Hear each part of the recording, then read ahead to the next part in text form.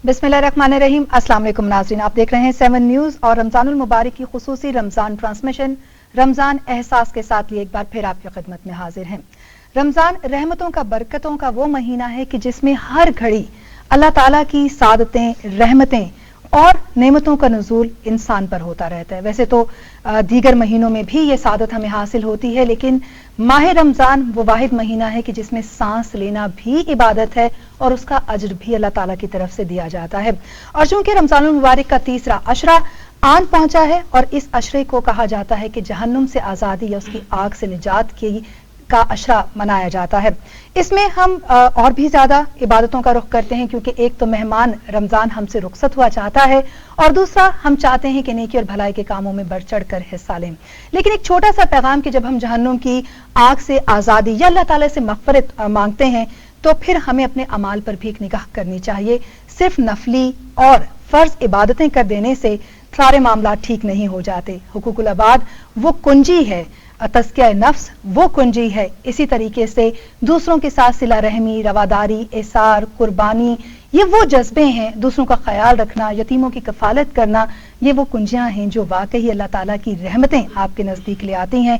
और फिर जब हम मग़फ़िरत की दुआ मांगते हैं तो कबूलियत ना हो ऐसा मुमकिन नहीं हो पाता। तो दुआ है आज की इस बाबरकत महफिल में भी जितना जिक्र किया जाए, जितना अस्कार किया जाए, जितने अमाल किए जाएं, जितनी बात की जाए, वो किसी के लिए मशअले राह भी हो, किसी के लिए मददगार भी साबित हो और किसी के लिए एक रोल मॉडल भी साबित हो। उसके साथ साथ अल्लाह ताला हमें ये तौफीक अता फरमाए कि हम वाकई ही एक सच्चे मुसलमान की तरह इस माह रमजान से ली हुई सादतें और सबक को अपनी जिंदगी में प्रैक्टिकली उसकी इंप्लीमेंटेशन भी करें और उसके साथ साथ एक सच्चा प्रैक्टिकल मुसलमान बनकर भी दिखाएं।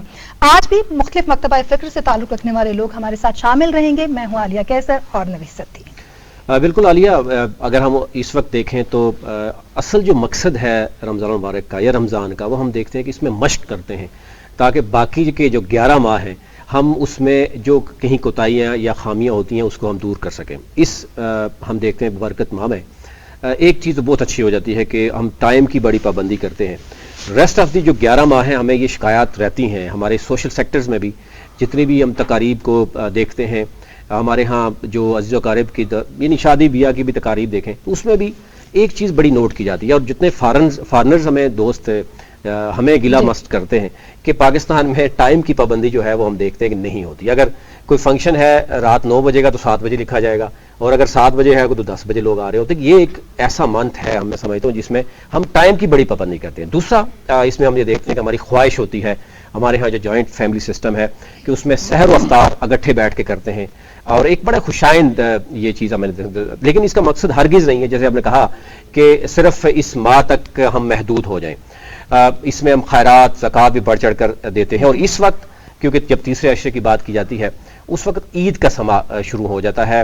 दूसरी तरफ हम देखते हैं कि जो हमारे यहाँ बाकायदा तौर पर इत्काफ बैठने की जो है वो सिलसिला भी शुरू हो जाता है। तो यानी आखिरी जो अशरा होता है वो मज़ीद एहसास मांगता है। आपने अपने अज़ीज़ व अक़ारिब में देखना है कि ईद के लिए आप उनको किस तरह से आपने साथ शामिल करना है, ईद की खुशियों में भी, और साथ साथ आपने मग़फ़िरत के लिए और दोज़ख से निजात के लिए आखिरी अशरा जो है उससे भी जो फ़ायदा जो है वो उठाना है। बिल्कुल बाकायदा तौर पर आगाज़ करते हैं अपने प्रोग्राम का और मैं अगर तारफ़ करवाता चलूँ, मेरे साथ मौजूद हैं जावेद खान जदून साहब जो कि स्कॉलर भी हैं और साबिक़ डायरेक्टर हैं रेडियो पाकिस्तान के। जदून खान साहब बहुत शुक्रिया आपका, आप तशरीफ़ लाए।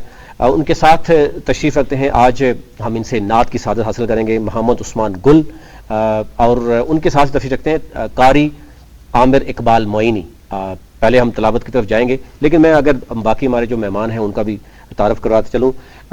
हमारे साथ मौजूद है अख्तर बोगियो साहब जो कि पाकिस्तान हिलाल फूड को रिप्रेजेंट कर रहे हैं। और ये क्या है, क्या अथॉरिटी है, पाकिस्तान में ये बनी है, इसका मकसद क्या है, इंपोर्ट एक्सपोर्ट और पाकिस्तान में जो ताजर बरादरी है वो इससे कैसे फ़ायदा उठा सकती है, इस पर हम तफसीलन गुफ्तगू करेंगे। और स्पेशली रमज़ान में क्योंकि बहुत ज़्यादा गुफ्तगू होती है क्या खाना चाहिए, क्या नहीं खाना चाहिए, क्या हलाल है, क्या हराम है, इंपोर्ट एक्सपोर्ट जो होती है उसमें क्या चीज़ें मद्देनज़र होती हैं, उस पर हम गुफ्तगू करेंगे।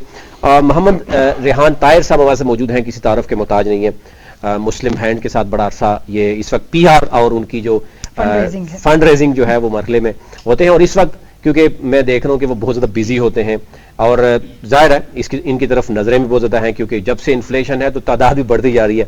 ریان صاحب آپ کا بہت شکریہ۔ اور ان کے ساتھ تشریف رکھتی ہیں لبنہ نورین صاحبہ، اور جو کہ ایسے بچوں کی کفالت کر رہی ہیں۔ میں سمجھتا ہوں کہ یہ ایسے لوگ ہوتے ہیں جو رول ماڈل ہوتے ہیں، اور ہماری خواہش ہوتی ہے کہ ایسے لوگ ہمارے جو ہے وہ چینلز پہ آئیں، گفتگو کریں، اور یعنی وہ بچوں کی کفالت کرتے ہیں جو شائننگ سٹارز ہیں۔ یعنی چند دن قبل آپ نے دیکھا کہ 15 رمضان المبارک کو ورلڈ آرفن ڈے، جو کہ OIC نے باقاعدہ طور پر ہر سال منانا شروع کیا، اس پر ہم نے دیکھا کہ یہ بچے پریزیڈنٹ ہاؤس میں، باقی جو سرکاری ہمارے دفاتر ہوتے ہیں ان کے مہمان تو ضرور ہوتے ہیں، لیکن پورا سال ان کو کیسے ٹریٹ کیا جاتا ہے، ڈیفینیٹلی یہ لبنہ صاحب نے سمجھانیں گے۔ باقاعدہ طور پر آغاز کرتے ہیں پروگرام کا، اور ہمارے ساتھ موجود ہیں قاری عامر اقبال معینی صاحب، ان کی طرف چلتے ہیں اور تلاوت کی سعادت حاصل کرتے ہیں۔ اعوذ باللہ من الشیطان الرجیم،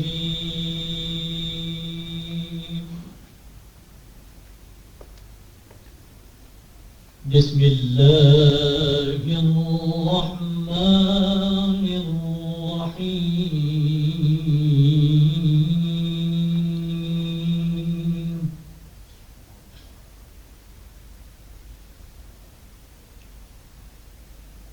خلق الإنسان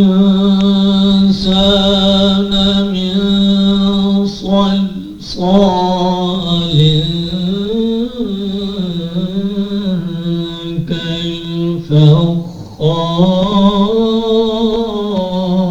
كالفخار، سبحان اللہ۔ وخلق الجن من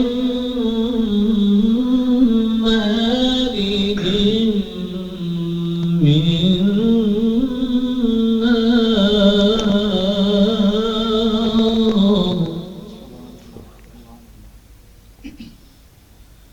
فبأي آلاء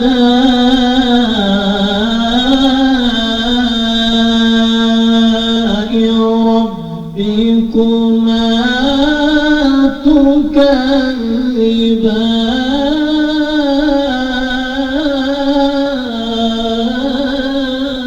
سبحان اللہ۔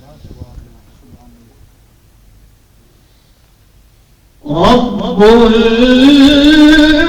المشرقين ورب المغربين، فبأي آلاء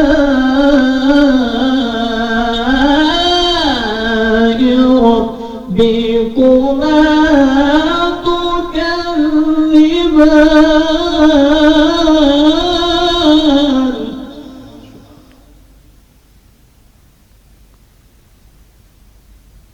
فبأي آلاء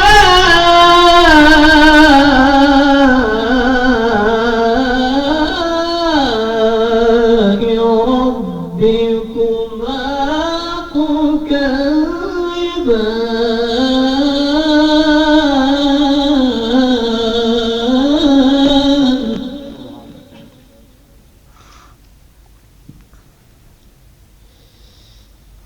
مرج البحرين يلتقيان، بينهما برزخ لا يبغيان، فبأي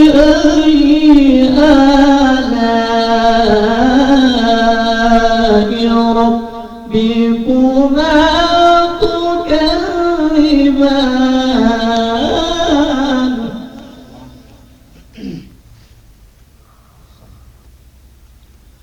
فبأي آلاء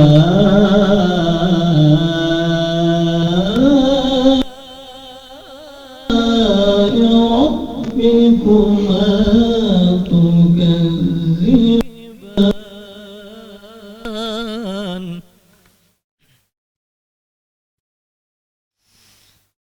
فبأي آلاء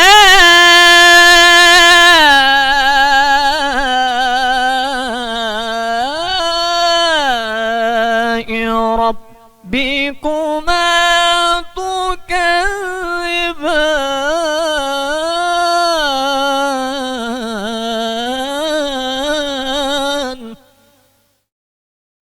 يخرج منهما اللؤلؤ والمرجان فبأي آلاء ربكما تكذبان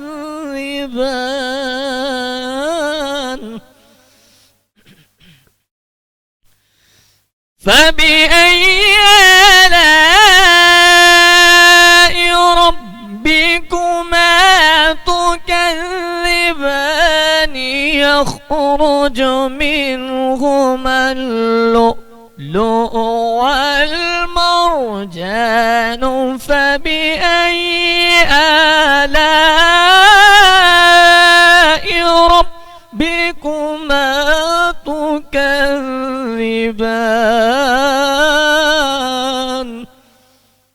فبأي آلاء ربكما تكذبان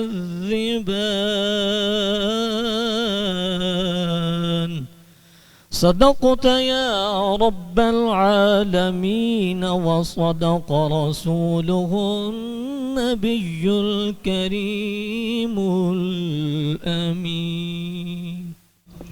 جزاک اللہ خیر. اچھا قاری صاحب بتائیں، ایک تو رمضان کیسا جا رہا ہے اور دوسرا مشق کرتے ہیں رمضان میں، اور کب سے اور کیا کہاں پہ فرائض سر انجام دے رہے ہیں؟ جزاکم اللہ فی الدنیا والآخرہ. میں تمام ٹیم کا بہت شکریہ ادا کرتا ہوں، اور ہم یقیناً یہ سمجھتے ہیں کہ ان گھڑیوں میں ہمیں ہمارا آنا ہمارے لیے سعادت مندی ہوتی ہے. اور میں الحمدللہ تقریباً 10 سے 12 سال سے اسی فیلڈ میں ہوں، قرات کی فیلڈ میں ہوں، اور میری اپنی اکیڈمیز اور سکول اسلام آباد E11 میں ہے. ادھر بچے اور بچیاں میرے پاس تجوید و قرات اور حفظ کی کلاس لے رہے ہیں. اور ہمارا یہ سسٹم الحمدللہ ابھی تھوڑی دیر پہلے پی ٹی وی نیوز سے ہو کر پھر 1-2 پروگرام اور تیسرا الحمد یہ مطلب ہمارا شغل ہے. اور اللہ تعالیٰ کی ذات کا بہت شکر ہے کسی میں ہم لگے ہوئے ہیں. یعنی رمضان المبارک میں آپ کی مصروفیت مزید بڑھ جاتی ہے. جی بالکل ایسا. اچھا اس میں کوئی کھانے پینے کا بھی ہوتا ہے آپ، کیونکہ ظاہر ہے آپ کو مشق کرنی پڑتی ہے؟ جی بہت زیادہ ہوتا ہے، بہت ہی زیادہ ہوتا ہے. جیسے اولی چیزیں ہوتی ہیں مثلا چاول ہو گئے، پکوڑے، سموسے، یہ چیزیں جو ہوتی ہیں ٹھنڈی چیزیں ہو گئی، ان سے بہت زیادہ پرہیز کرنا، خشک چیز کھانی پڑتی ہے. اچھا قاری صاحب، آپ نے کہا کہ تجوید پر آپ کافی زور دیتے ہیں، تو عمومی طور پر دینی تعلیم تو ہمارے گھر میں شروع سے ہی دی جاتی ہے، اس پر زور دیا جاتا ہے. قرآن کو سمجھ کر پڑھنا، ٹھہر کر پڑھنا کتنا ضروری ہے آپ سمجھتے ہیں، اور کیا ہمارے گھروں میں اس پر زور دیا جاتا ہے یا صرف قرآن پڑھ لیا جائے پر ہی زور رہتا ہے؟ جی بالکل. اچھا سب سے پہلے تو یہ کہ اگر بغیر تجوید کے قرآن پڑھیں گے، حدیث مبارکہ میں بھی ہے کہ ایک عالم ہونا، مفتی ہونا، شیخ الحدیث ہونا یہ بہت دور کی بات ہے. اگر بغیر تجوید کے مصلی امامت پہ کوئی کھڑا ہو کر نماز پڑھائے گا تو وہ نماز بھی حرام کے عمل میں چلی جائے گی. بغیر تجوید کے عالم مفتی ہونا مطلب اور چیز ہے، لیکن مصلی امامت پہ تجوید و قرات کے ساتھ آپ کو قرآن پڑھنا ہوگا. آپ دیکھیں الحم اور الحمد کتنا فرق ہے ان دونوں میں، اور ان کی میننگ بھی چینج ہو جاتے ہیں. اس لیے تجوید کے ساتھ قرآن کو سیکھنا انتہائی ضروری ہے. اگر نہیں پڑھیں گے تو حرام کے عمل میں آپ چلے جائیں گے. بالکل. بہت شکریہ قاری صاحب آپ کا، آپ یہاں پر آئے اور ہم نے آپ سے یعنی جو ہمارے ناظرین نے بھی وہ تلاوت کی سعادت حاصل کی. عالیہ ہمارے ساتھ مزید بھی مہمان ہیں، آصف شفیق صفی صاحب ہیں. یہ سیاسی سماجی شخصیت کے ساتھ ساتھ جو یعنی آؤٹ آف کورٹ کیسز ہوتے ہیں اس پہ ان کا بڑا عبور ہے. یہ بھی ہمارے ساتھ تھوڑی دیر بعد شامل ہوں گے. محمد کاشف چودھری صاحب ہیں، صدر ہیں مرکزی تنظیم تاجرہ. اور کیونکہ میں نے پاکستان فوڈ اتھارٹی سے بوگیو صاحب کو بلایا تو میں نے کہا ان کا ریپرزینٹیو بھی ہونی چاہیے کہیں، یعنی یہ کوئی فیصلہ کریں اور وہ تسلیم نہ کریں، اس لیے ذرا دونوں کا ہونا ضرور. جدون صاحب کی طرف چلتے ہیں. جدون صاحب، ایک تو یہ ہے کہ رمضان کیسا گزر رہا ہے، اور دوسرا ہم کیونکہ روزانہ بات کرتے ہیں پاکستان میں جو ہی رمضان آتا ہے بہت سی چیزیں چینج ہوتی ہیں. ایک تو یہ ہے کہ ہم یہ بیسیکلی رمضان ببرکت ماہ ہے، ہم سمجھتے ہیں کہ اس سے ہمیں اس مشق کو باقی 11 ماہ میں بھی پریکٹس ہونی چاہیے. 2-3 چیزیں ایسی ہیں جو سوسائٹی میں ہم دیکھتے ہیں کہ جو ہی آخری عشرہ یا عید کا سما ہوتا ہے اس کے بعد سب ہم بھول جاتے ہیں. اس مشق کو باقی 11 ماہ میں اور پھر اس ماہ میں اسے آنے سے پہلے ٹھیک ہے خیرات زکوٰۃ بھی بہت ہوتے ہیں، لیکن مہنگائی بھی اس روج پہ چلی جاتی ہے. پہلے ٹھیک چل رہا ہوتا ہے سارا کچھ، اچانک جو ہے وہ عام غریب آدمی کی پہنچ سے دور ہو جاتا ہے. تو ایک تو پہلے بتائیے کہ رمضان کیسا گزرا ہے, پھر ہم اس پہ ذرا بات کریں. بہت بہت شکریہ ستی صاحب, آپ نے دعوت دی.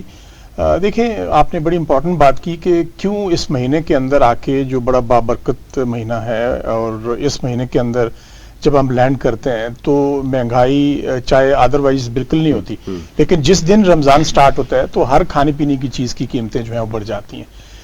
آن دا کنٹریری ستی صاحب, آپ دنیا ساری میں آپ جائیں تو جب ان کے مذہبی تہوار ہوتے ہیں, عالیہ خود بھی باہر آتی جاتی ہیں, تو وہاں پہ قیمتوں کو کم کیا جاتا ہے تاکہ لوگ جو افورڈ نہیں کر سکتے وہ بھی افورڈ کر لیں. مگر آن دا کنٹریری دو وجوہات اس کی مجھے نظر آتی ہیں. ایک تو سوسائٹل ایشو ہے کہ ہم رمضان کو پروفٹ کا مہینہ سمجھتے ہیں, عبادت کا نہیں سمجھتے. جب آپ اس کو عبادت کا مہینہ سمجھیں گے تو پھر آپ کے ذہن میں یہ ہوگا کہ ہم لوگوں کو کیسے فیسیلیٹیٹ کر سکتے ہیں. اگر رمضان سے پہلے کسی چیز کی قیمت 50 روپیہ پر کے جی ہے تو پھر آپ کوشش کریں کہ وہ 40 روپے پہ چلی جائے. اور اس کے ساتھ ساتھ آپ دیکھیں تو پروفیٹیئرنگ کے اوپر گورنمنٹل کنٹرول جو ہے وہ نہیں ہے. ایک تو سوسائٹل ایشو جب آتا ہے تو کہیں نہ کہیں چیک اینڈ بیلنس تو اس کا ہونا چاہیے. یعنی اگر آپ لوگوں کو اتنا آزاد چھوڑ دیں کہ وہ اپنی مرضی کی قیمتیں سیٹ کریں, اور جو کلائنٹس ہیں, جو آنے والے لوگ خریدنے والے ہیں, ان کو ان کے رحم و کرم پہ چھوڑ دیں, تو پھر تو ایک ایسا معاشرہ آپ کریٹ کر لیتے ہیں جو فری فار آل ہے. تو آئی تھنک یہ ٹو وے اپروچ کے ساتھ اس کو آپ ایڈریس کر سکتے ہیں. ایک تو جیسے اب آپ پروگرام کر رہے ہیں تو اس کا مقصد بھی بنیادی طور پہ یہ ہے کہ جو رمضان کی برکات ہے, لیکن جو رمضان ڈیمانڈ ہم سے کیا کرتا ہے بنیادی طور پہ, تو یہ بہت امپورٹنٹ چیز ہے کہ وہ لوگ بھی جن کی دسترس اچھی کھانے پینے کی چیزوں تک نہیں ہوتی, تو جو ویل ٹو ڈو لوگ ہیں ان کو پہنچاتے ہیں وہ چیزیں. کیونکہ ادروائز تو ثواب, کیونکہ بھوکا رہنا تو از ناٹ دی آبجیکٹو. بالکل آپ نے اس طرف اشارہ کیا, تو میں یہیں آنا چاہوں گی کہ جیسے آپ نے بات دسترخوان کی کر دی ہے, تو دسترخوان میں جس طرح کی ہمیں معاشی طور پر مشکلات ہیں, وہیں پر ہم نے کچھ چیزیں زبردستی بھی فرض کر رکھی ہیں. اگر ہم سادگی کے ساتھ چلیں, کیونکہ رمضان کا مہینہ ہے تو عبادتوں کا, لیکن شاید ہم نے اس کو کھانے پینے سے منسلک کر کے رکھ دیا ہے. افطار ہے تو ہم ایک دوسرے کے ان لوگوں کو افطار پر دعوت دیتے ہیں کہ جنہوں نے شاید پچھلے رمضان ہمیں بلایا ہوگا, اور پھر ہم اہتمام بھی ان سے بڑھ کر کرنے کی کوشش کرتے ہیں, چاہے وہ ہماری بساط میں ہے یا نہیں.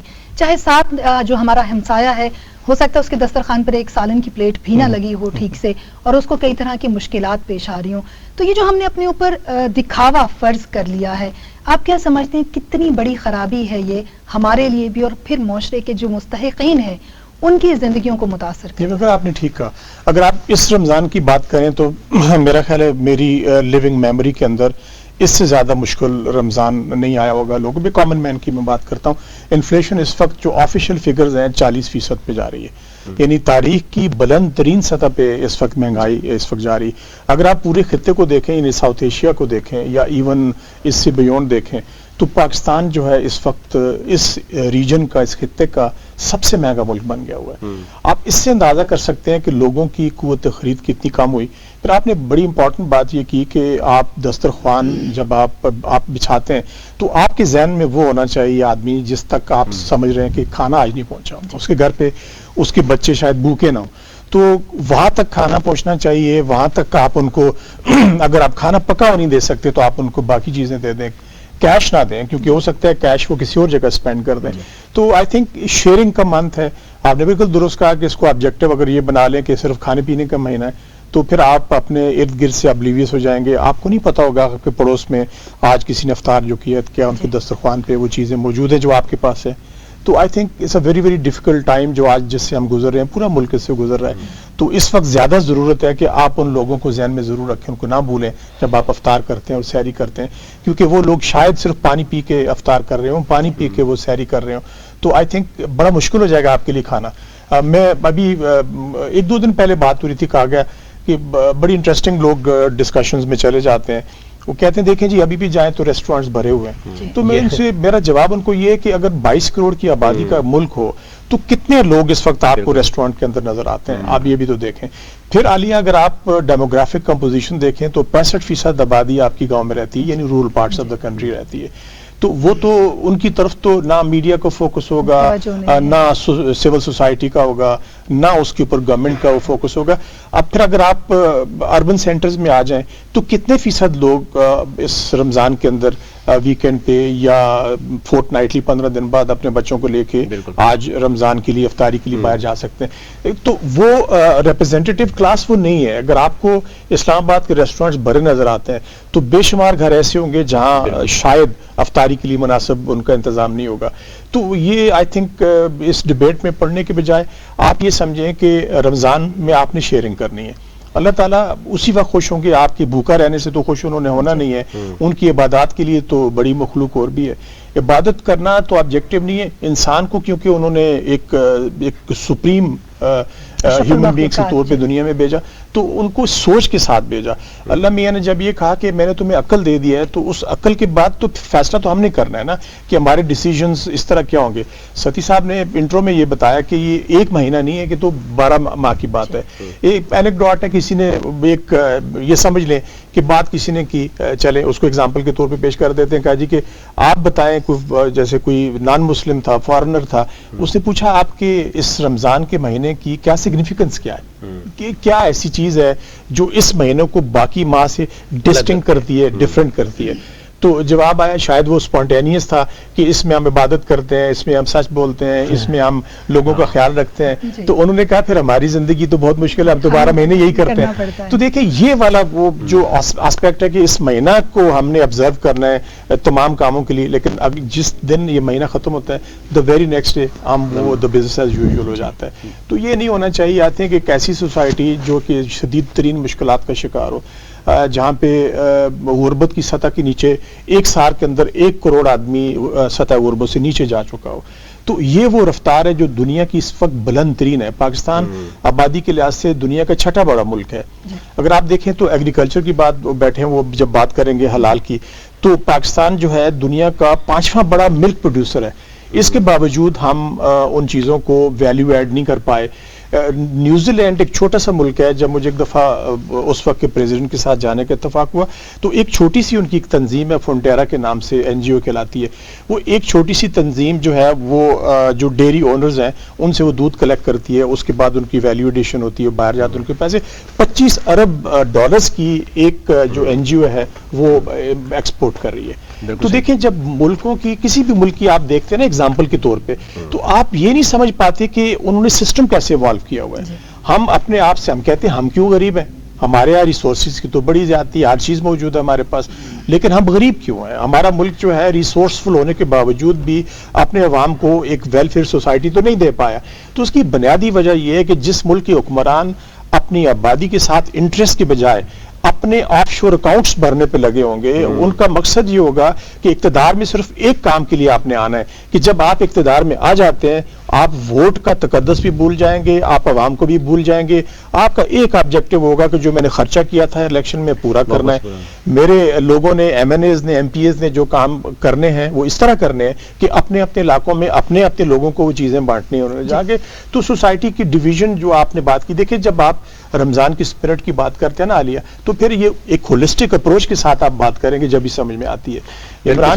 رمضان کی جو اپروچ ہے بنیادی طور پہ وہ ایک انڈیویجول سے لے کے تو ٹاپ پہ حکمران تک جاتی ہے, ایکول اس کی بالکل. جدوں صاحب دوبارہ آپ کی طرف آئیں گے کہ اس وقت ظاہر ہے جب ہم یہ کہتے ہیں تو ہمارے ہاں ایشو کیا ہے, یعنی ہم رول آف لا یہی ہمارے نوجوان یہی ہمارے عوام باہر جاتی ہے تو وہ سارا کچھ فالو کرتی ہے, لیکن پاکستان میں ڈیفینیٹلی پھر جس اوپر سے ٹاپ سے باٹم تک جب یہ صورتحال ہوگی تو کیا اس میں ہم پھر فیڈ بیک کیا ہمیں ملے گا. اختر بوگے صاحب ہمارے سے موجود ہیں, DG وہ ہے حلال فوڈ, یعنی پاکستان میں حلال فوڈ کے حوالے سے. اور یہ اختر بوگے صاحب ایک تو بتائیے گا سر رمضان کیسا جا رہا ہے, دوسرا یہ کیا اتھارٹی آپ نے بنائی ہے؟ پہلے ہی وہ کہتے ہیں اتنی اتھارٹیز ہیں, ایک اور اتھارٹی بن گئی.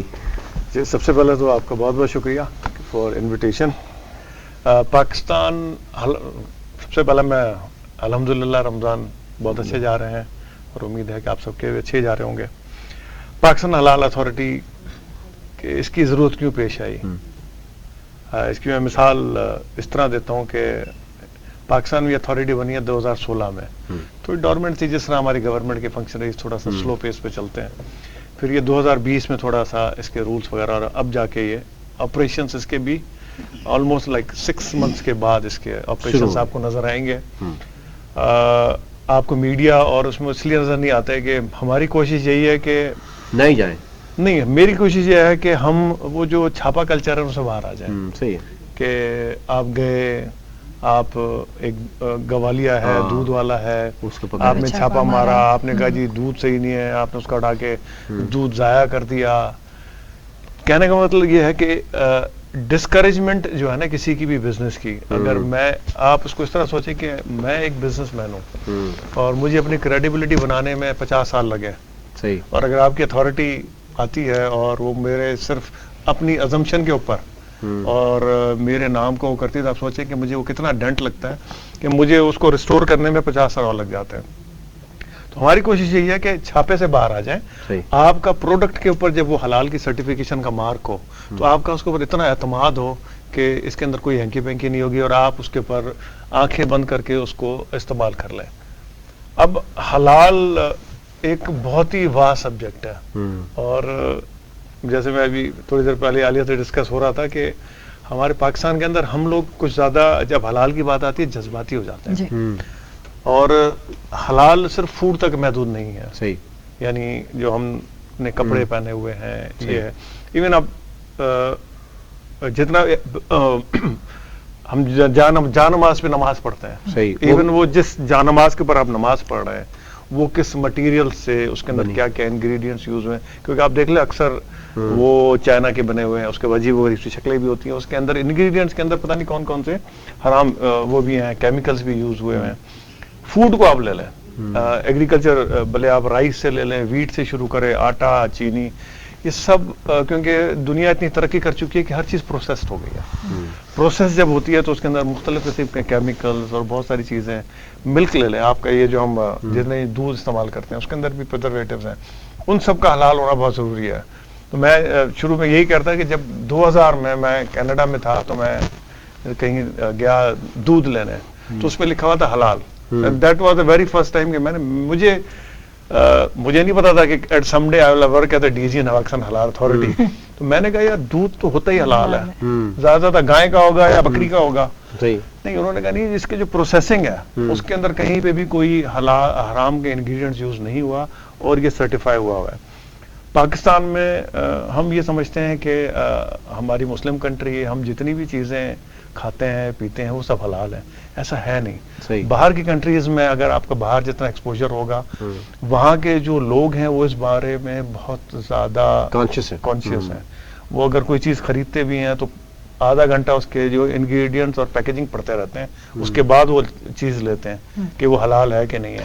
بالکل صاحب, بریک کے لیے کہا جا رہا ہے, ایک خواتین آزاد ایک وقفہ لیتے ہیں اور واپس آتے ہیں. گفتگو کا سلسلہ جو ہے وہ یہاں سے شروع کرتے ہیں. کچھ مزید مہمان بھی ہمیں بریک کے بعد جوائن کر رہے ہیں.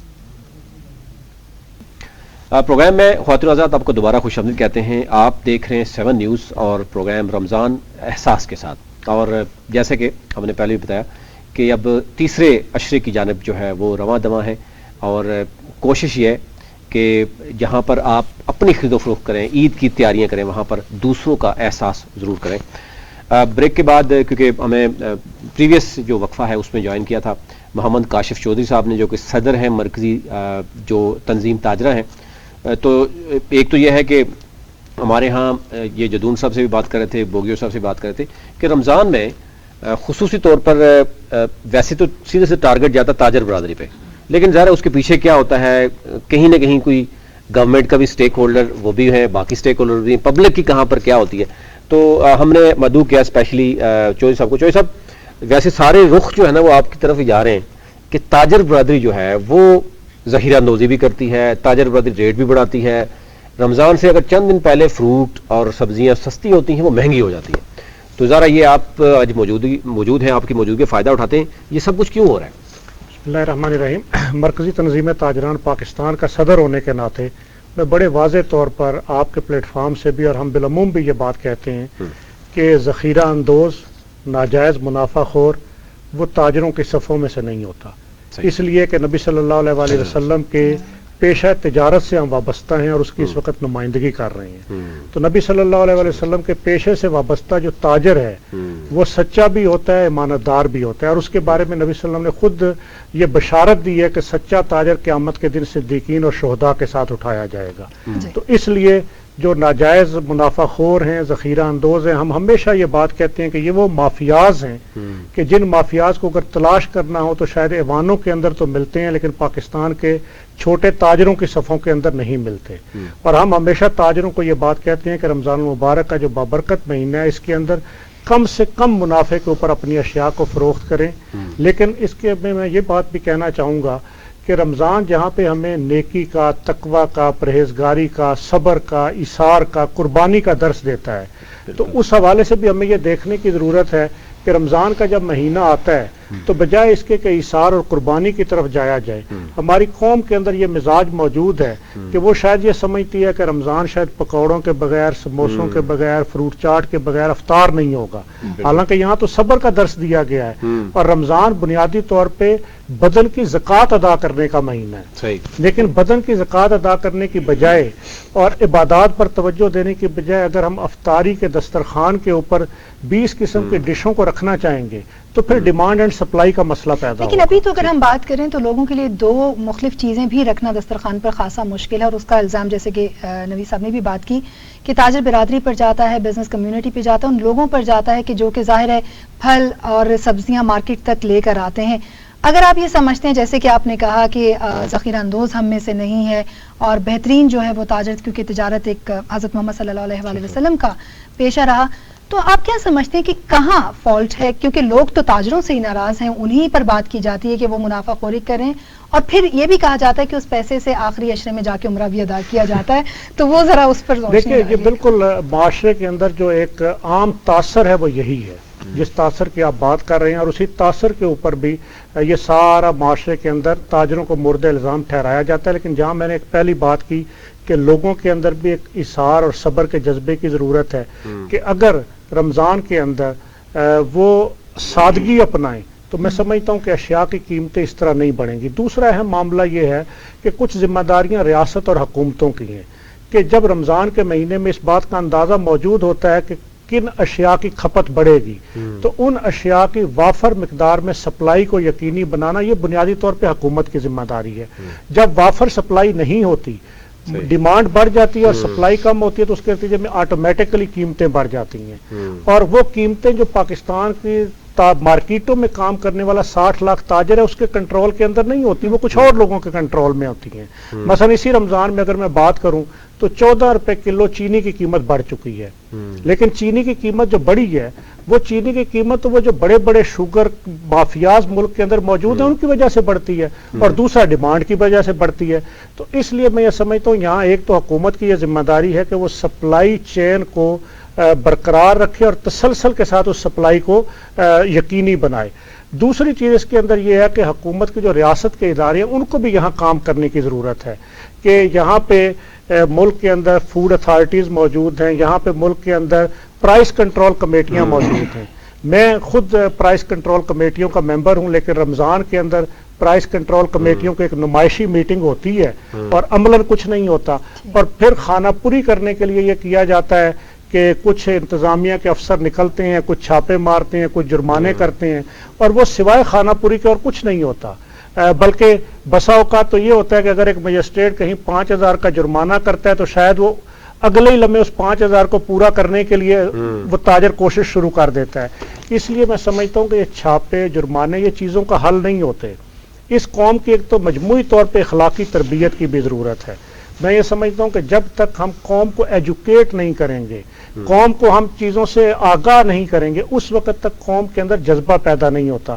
اور دیکھیں یہی وہ قوم ہے نا کہ جو رمضان کے اندر 372 ارب روپے زکوٰۃ دیتی ہے، جو رمضان کے اندر صدقات دیتی ہے. رمضان سے ہٹ کے ملک کے اندر آپ دیکھیں کہ یہ جتنا بڑا دینی مدارس کا، یہ یتیم بچوں کی کفالت کا، یہ بیواؤں کی سرپرستی کا پورا ایک نیٹ ورک یہ قوم چلا رہی ہے. اور یہی قوم اور یہی تاجر ہیں کہ جو زلزلے کے اندر، سیلاب کے اندر آپ دیکھیں کتنی بڑی تعداد میں یہ ڈونیٹ بھی کرتے ہیں، یہ لوگوں کی کفالت بھی کرتے ہیں. تو اصل معاملہ یہ ہے کہ جہاں پہ حکومتی اداروں کو اپنی سمت کو درست کرنے کی ضرورت ہے، حکومت کی توجہ چونکہ کچھ اور کاموں پہ رہتی ہے. مثلا میں ابھی بات کروں کہ 40% انفلیشن ہے. اب یہ انفلیشن تو بنیادی طور پہ حکومتی پالیسیوں، جس کے اندر ڈالر کی قیمت کا ایک بہت بڑا اثر ہے، جس کے اندر ہماری امپورٹ پالیسی جو اس وقت ہے اس کی وجہ سے ملک کے اندر جس وقت را میٹیریل نہیں آ رہا تو لامحالہ چیزوں کی قیمتیں بڑھ رہی ہیں، اس کے اثرات بھی موجود ہیں. پھر عالمی مارکیٹ کے اندر جو مہنگائی ہے اس کے اثرات بھی پاکستان کی مارکیٹ کے اوپر موجود ہیں. اچھا، اس سارے کے باوجود آپ دیکھیے کہ اس وقت حکومت نے ایک اچھا کام کیا کہ لوگوں کو مفت آٹا مہیا کیا جائے، لیکن اس کو کرنے سے پہلے اگر سٹیک ہولڈر سے مشاورت کر لی جاتی تو شاید کچھ بہتر انداز سے بہتر تجاویز ہم دیتے. اب آپ دیکھیے کہ مفت آٹے کے ٹرکوں کے پیچھے لگی ہوئی ہماری ماؤں اور بہنوں کی لمبی لمبی لائنیں، یہ اس قوم کی تذلیل نہیں تو اور کیا ہے. اور پھر اتنا بڑا ثانیہ کہ اس رمضان کے مہینے کے اندر 20 سے زیادہ لوگ شہید ہو چکے ہیں آٹے کی لائنوں کے اوپر. اچھا، اس کا آسان طریقہ موجود تھا کہ سبسڈی دی جاتی ان فلور ملز کو اور ان سے سستا آٹا لیا جاتا اور مفت دینے کی بجائے وہ یوٹیلٹی سٹورز پہ، وہ دکانوں پہ، وہ جنرل سٹور پہ کم قیمت کے اوپر عام کر دیا جاتا تاکہ ہر آدمی اس کو خرید سکتا. تو وہ زیادہ باعزت طریقے سے آٹے کی تقسیم ہو جاتی بجائے اس کے کہ ٹرکوں کی لمبی لائنوں کے ذریعے لوگوں کی تذلیل کرتے ہوئے اور پھر جگہ جگہ جہاں لوگ اس میں شہید ہو رہے ہیں، لاٹھی چارج ہو رہے ہیں، لوگوں کی تذلیل ہو رہی ہے، وہیں پر اس کے اندر کرپشن کی FIRs بھی خود حکومت درج کروا رہی ہے. تو میں سمجھتا ہوں کہ اس نظام پورے کی اصلاح کی ضرورت ہے. جب تک نظام کی اصلاح نہیں ہوگی اور ہمارے اندر دینی جذبے پیدا نہیں ہوں گے. ہم اکثر مثالیں دیتے ہیں باہر کی کہ یورپ کے ممالک کے اندر رمضان آتا ہے تو وہاں چیزیں سستی کر دی جاتی ہیں، کرسمس آتا ہے تو وہاں پہ سیلز لگا دی جاتی ہیں. تو اس کی وجہ کیا ہے؟ پہلی بات تو یہ کہ جب رمضان آتا ہے تو جو بیرونی دنیا کے ممالک ہیں، چونکہ وہاں مسلمان تھوڑی تعداد میں ہوتے ہیں، اشیاء کی وافر سپلائی موجود ہوتی ہے، اس لیے وہاں پہ قیمتیں کم ہوتی ہیں. دوسرا، کرسمس کے مواقع کے اوپر یا دیگر مواقع کے اوپر آپ وہاں دیکھیں کہ وہاں پہ گورنمنٹیں یقینی بناتی ہیں اس چیز کو کہ لوگوں کو ریلیف مل سکے. اب یہاں پہ بھی پاکستان میں آپ دیکھیں ابھی یہ آخری اشرا جا رہا ہے، لوگ عید کی شاپنگ کریں گے تو جوتوں کے اوپر آپ کو سیلیں لگی ہوئی نظر آئیں گی، کپڑوں کے اوپر آپ کو سیلیں لگی ہوئی نظر آئیں گی، لیکن سب سے زیادہ معاملہ جو ہوتا ہے وہ اشیاء خورد و نوش کا، جس کے اندر چینی، دال، چاول، گھی، فروٹ، سبزی، ان کا زیادہ مسئلہ پیش آتا ہے. مطلب اس سال اگر آپ دیکھیں تو کھجور کی اگر میں بات کروں تو سیلاب کی وجہ سے پاکستان کے اندر کھجور کی فصل موجود نہیں تھی. اس وقت اگر ہمارے پاس کھجور موجود ہے تو صرف بلوچستان کے ایک علاقے کی کھجور ہے یا وہ کھجور ہے جو باہر سے ایران سے آ رہی ہے. تو اس سپلائی کو یقینی بنانا حکومت کی ذمہ داری بھی. اور پھر میں یہ نہیں کہتا تاجروں کے اندر بھی کچھ ناجائز منافع خور ہوں گے، لیکن ان کی سمت کو درست رکھنا جہاں پہ میں سمجھتا ہوں کہ ہماری ذمہ داری ہے کیونکہ ہم ان کے نمائندگی کرتے ہیں، وہیں پر بھی ریاست کے اور حکومت کے اداروں کی بھی ذمہ داری ہے کہ وہ اصل ذمہ داریوں کو ادا کریں تاکہ عوام کو ریلیف مہیا کیا جائے. آپ نے اس سے پہلے کہ ہم جدون سر کی طرف جائیں، میں بوگیو صاحب سے ایک سوال کرنا چاہوں گی. انہوں نے بڑی اچھی بات کی کہ سیلاب کی وجہ سے ہمیں جس طرح کی مشکلات پیش آئیں. بوگیو صاحب، گندم کی فصل کو اس سے ظاہر نقصان بھی پہنچا، بارشوں سے بھی پہنچا، تو کیا آٹے کی جو موجودہ صورتحال ہے کہیں نہ کہیں ہم دیکھتے ہیں کہ اس سے جا جڑتی ہے؟ دیکھیں، ہوتا اس طرح ہے کہ بیسیکلی جو ہمارا مزاج ہے نا ہماری قوم کا، کوئی بھی ایشو آ جائے، کوئی پرابلم آ جائے، آپ نے سیدھا گورنمنٹ کو گالیاں دینی ہے کہ سرکار نے یہ نہیں کیا، سرکار نے یہ نہیں کیا. ہم اس کے فیکٹس پہ نہیں جاتے. اب آپ تھوڑا سا اگر اس کو دیکھیں، اتنی یہ جو ابھی ہم کہہ رہے ہیں جی 40 to 45% انفلیشن ہے، کیوں ہے؟ کیا صرف یہ ڈالر کی وجہ سے؟ نہیں، پولیٹیکل انسٹیبلٹی بہت بڑا ایشو رہا ہے اس کے اندر. اس کے بعد آپ کے پاس اتنا بڑا فلڈ آیا ہے. اچھا، میں تو یہ پورے اس میں دیکھ رہا ہوں، ایوری بڈی کمس آن چینل، جی یہ ڈالر، یہ گورنمنٹ، فلڈ کو کوئی ڈسکس نہیں کر رہا. صحیح. میں خود ایگریکلچرسٹ ہوں، میں ویٹ کرتا ہوں، لیکن اس بار میں جو ویٹ مارکیٹ کو دیتا تھا، بیچتا تھا، جس سے میری اپنی انکم ہوتی تھی، مجھے خود لینی پڑی ہے. اور اب مجھے بتائیں کہ جسے ہم کہتے ہیں نا جی، میں چھوٹی سی مثال دیتا ہوں، کیونکہ ہمارے پاس کسی چیز کا نظام نہیں ہے، سسٹمیٹک تو چیز کوئی بھی نہیں ہے. میں ٹریننگ پہ گیا تھا جس پہ یہاں کی اسٹیٹسٹکس، ہماری اکانومکس ہی مجھے لے کے جانی تھی. تو اس زمانے میں لے کے گیا تھا 2008 کا ڈیٹا. تو باہر کا ٹرینر تھا، تو ہمارا جی ڈی پی 0.025 تھا پلس میں رائس کا. تو میں نے پریزنٹ کیا. اچھا، انہوں نے پھر 3 سال کا ڈیٹا، وہ تو ان کی تو پوری ریسرچ ہوتی ہے نا. تو انہوں نے کہا جی آپ نے دکھایا 2008 میں آپ پلس میں تھے، تو 2 سال کے بعد آپ مائنس میں آ گئے.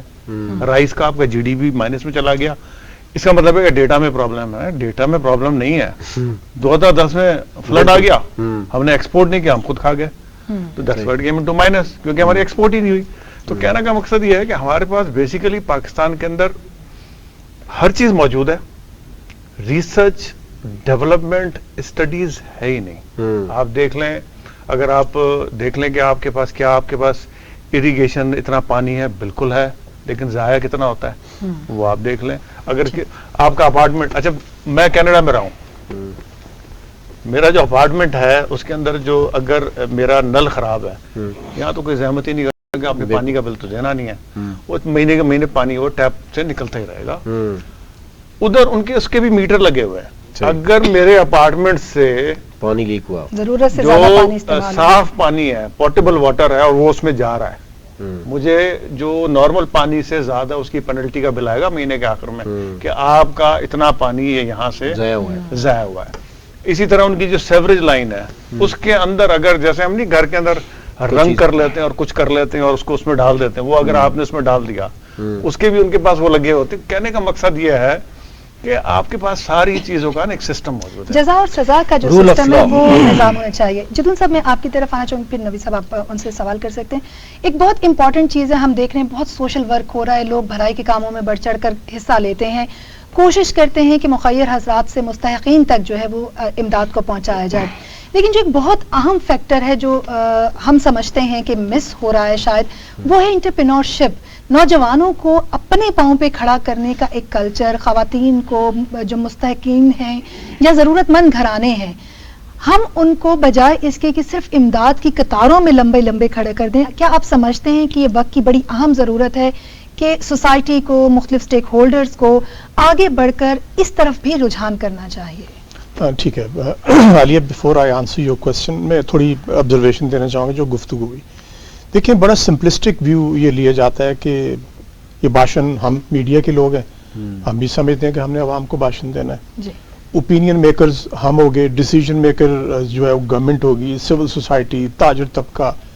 الٹیمیٹلی بلیم کس کو کیا جاتا ہے؟ عوام کو.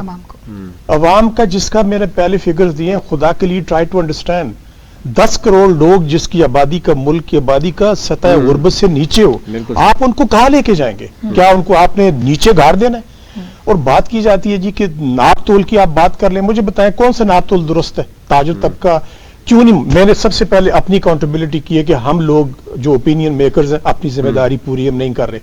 انہوں نے اپنی گفتگو میں معذرت کے ساتھ پورا ملبہ ڈال دیا عوام کے اوپر. انہوں نے, بوگی صاحب نے کہہ دیجئے گورنمنٹ کو. اب مجھے بتائیں بوگی صاحب, آپ ایک ڈیولپڈ اسٹیٹ کے اندر رہ کے آئے ہیں, میں اس کی ایگزامپل تو نہیں دینا چاہوں گا, ایبسولوٹلی اننیسیسری ہے کہ پاکستان کو کینیڈا کے ساتھ یا یو ایس اے کے ساتھ کمپیئر کیا جائے. میں آپ کو انڈیا کی ایگزامپل دوں گا. ایک کانٹیننٹ تھا, سب کانٹیننٹ سے 2 ملک بنے. آج ان کا گروتھ ریٹ آپ دیکھ لیں, 1992 سے لے کے آپ دیکھ لیں ان کا, وہ تقریباً میلٹ ڈاؤن کی طرف گئے. گولڈ ان کے پاس تھا, جا کے انٹرنیشنل مارکیٹ میں گولڈ بیچ کے انہوں نے اپنی اکانومی کو بچایا. دنیا میں جب ایگزامپل دی جاتی تھی کسی بدترین گروتھ ریٹ کی تو کہا جاتا تھا ہندو گروتھ ریٹ. کیوں کہا جاتا تھا؟ 2.5 اور 2% سے وہ گرو کرتے تھے. اس وقت پاکستان ستی صاحب 7% پہ گرو کر رہا تھا. کیا یہ وہی ملک تھا یا کوئی دوسرا ملک تھا؟ فرق کدھر ہے؟ وی مسٹ انڈرسٹینڈ کہ where لائز the problem. The problem lies with the people, those who rule this country. بالکل صحیح. جب ہم یہ بات نہیں مانیں گے, ملبہ اٹھا کے عوام پہ ڈالیں گے, آج 10 کروڑ عوام سطح غربت سے نیچے. آپ مارک کر لیں اگلے 1 سال کے اندر جو اس وقت صورتحال جاری ہے, 1 کروڑ فردر سطح غربت سے نیچے ہوگا.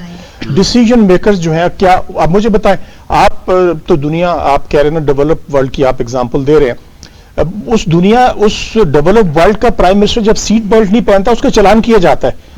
آپ یہاں پہ کھڑے ہو جاتے ہیں, آپ کا قافلہ ذرا گننا شروع کر دیں, جب آپ کا وی آئی پی ٹریول کرتا ہے, اس کی گاڑیاں آپ گنے تو 50 گاڑیاں اس کے آگے اور پیچھے ہوتی ہیں. اس کو کیا پرابلم ہے 50 گاڑیاں لے کے وہ نکلتا ہے؟ 10 گاڑیاں. آپ مجھے بتائیں, جب آپ 300 روپے آپ کا پیٹرول ہے, آپ کے پاس ڈالرز نہیں ہے کہ آپ اسینشلز, میڈیکل کرائسس آپ کے اوپر آیا ہوا ہے بوگیو صاحب, آپ جانتے ہیں اس وقت جو اسینشل لائف سیونگ ڈرگز ہیں اویلیبل نہیں ہے مارکیٹ کے اندر. آپ ان کا را مٹیریل امپورٹ نہیں کر پا رہے, آپ ایون بٹن امپورٹ نہیں کر پا رہے جو شرٹ پہ لگتا ہے. اس ملک کا ڈیفنس منسٹر کہتا ہے کہ جی میں سیالکوٹ سے میرا تعلق ہے, ہماری انڈسٹری بیٹھ گئی ہے کہ ہم ایک بٹن تک امپورٹ نہیں کر پا رہے اور 50 گاڑیاں امپورٹ کر, وہ کس کو کہہ رہا ہے یہ بات؟ He is part of the government, he is the defence minister, he is one of the most important leaders of Pakistan Muslim League. And hypocrisy کی کوئی انتہا ہوتی ہے ہم میں.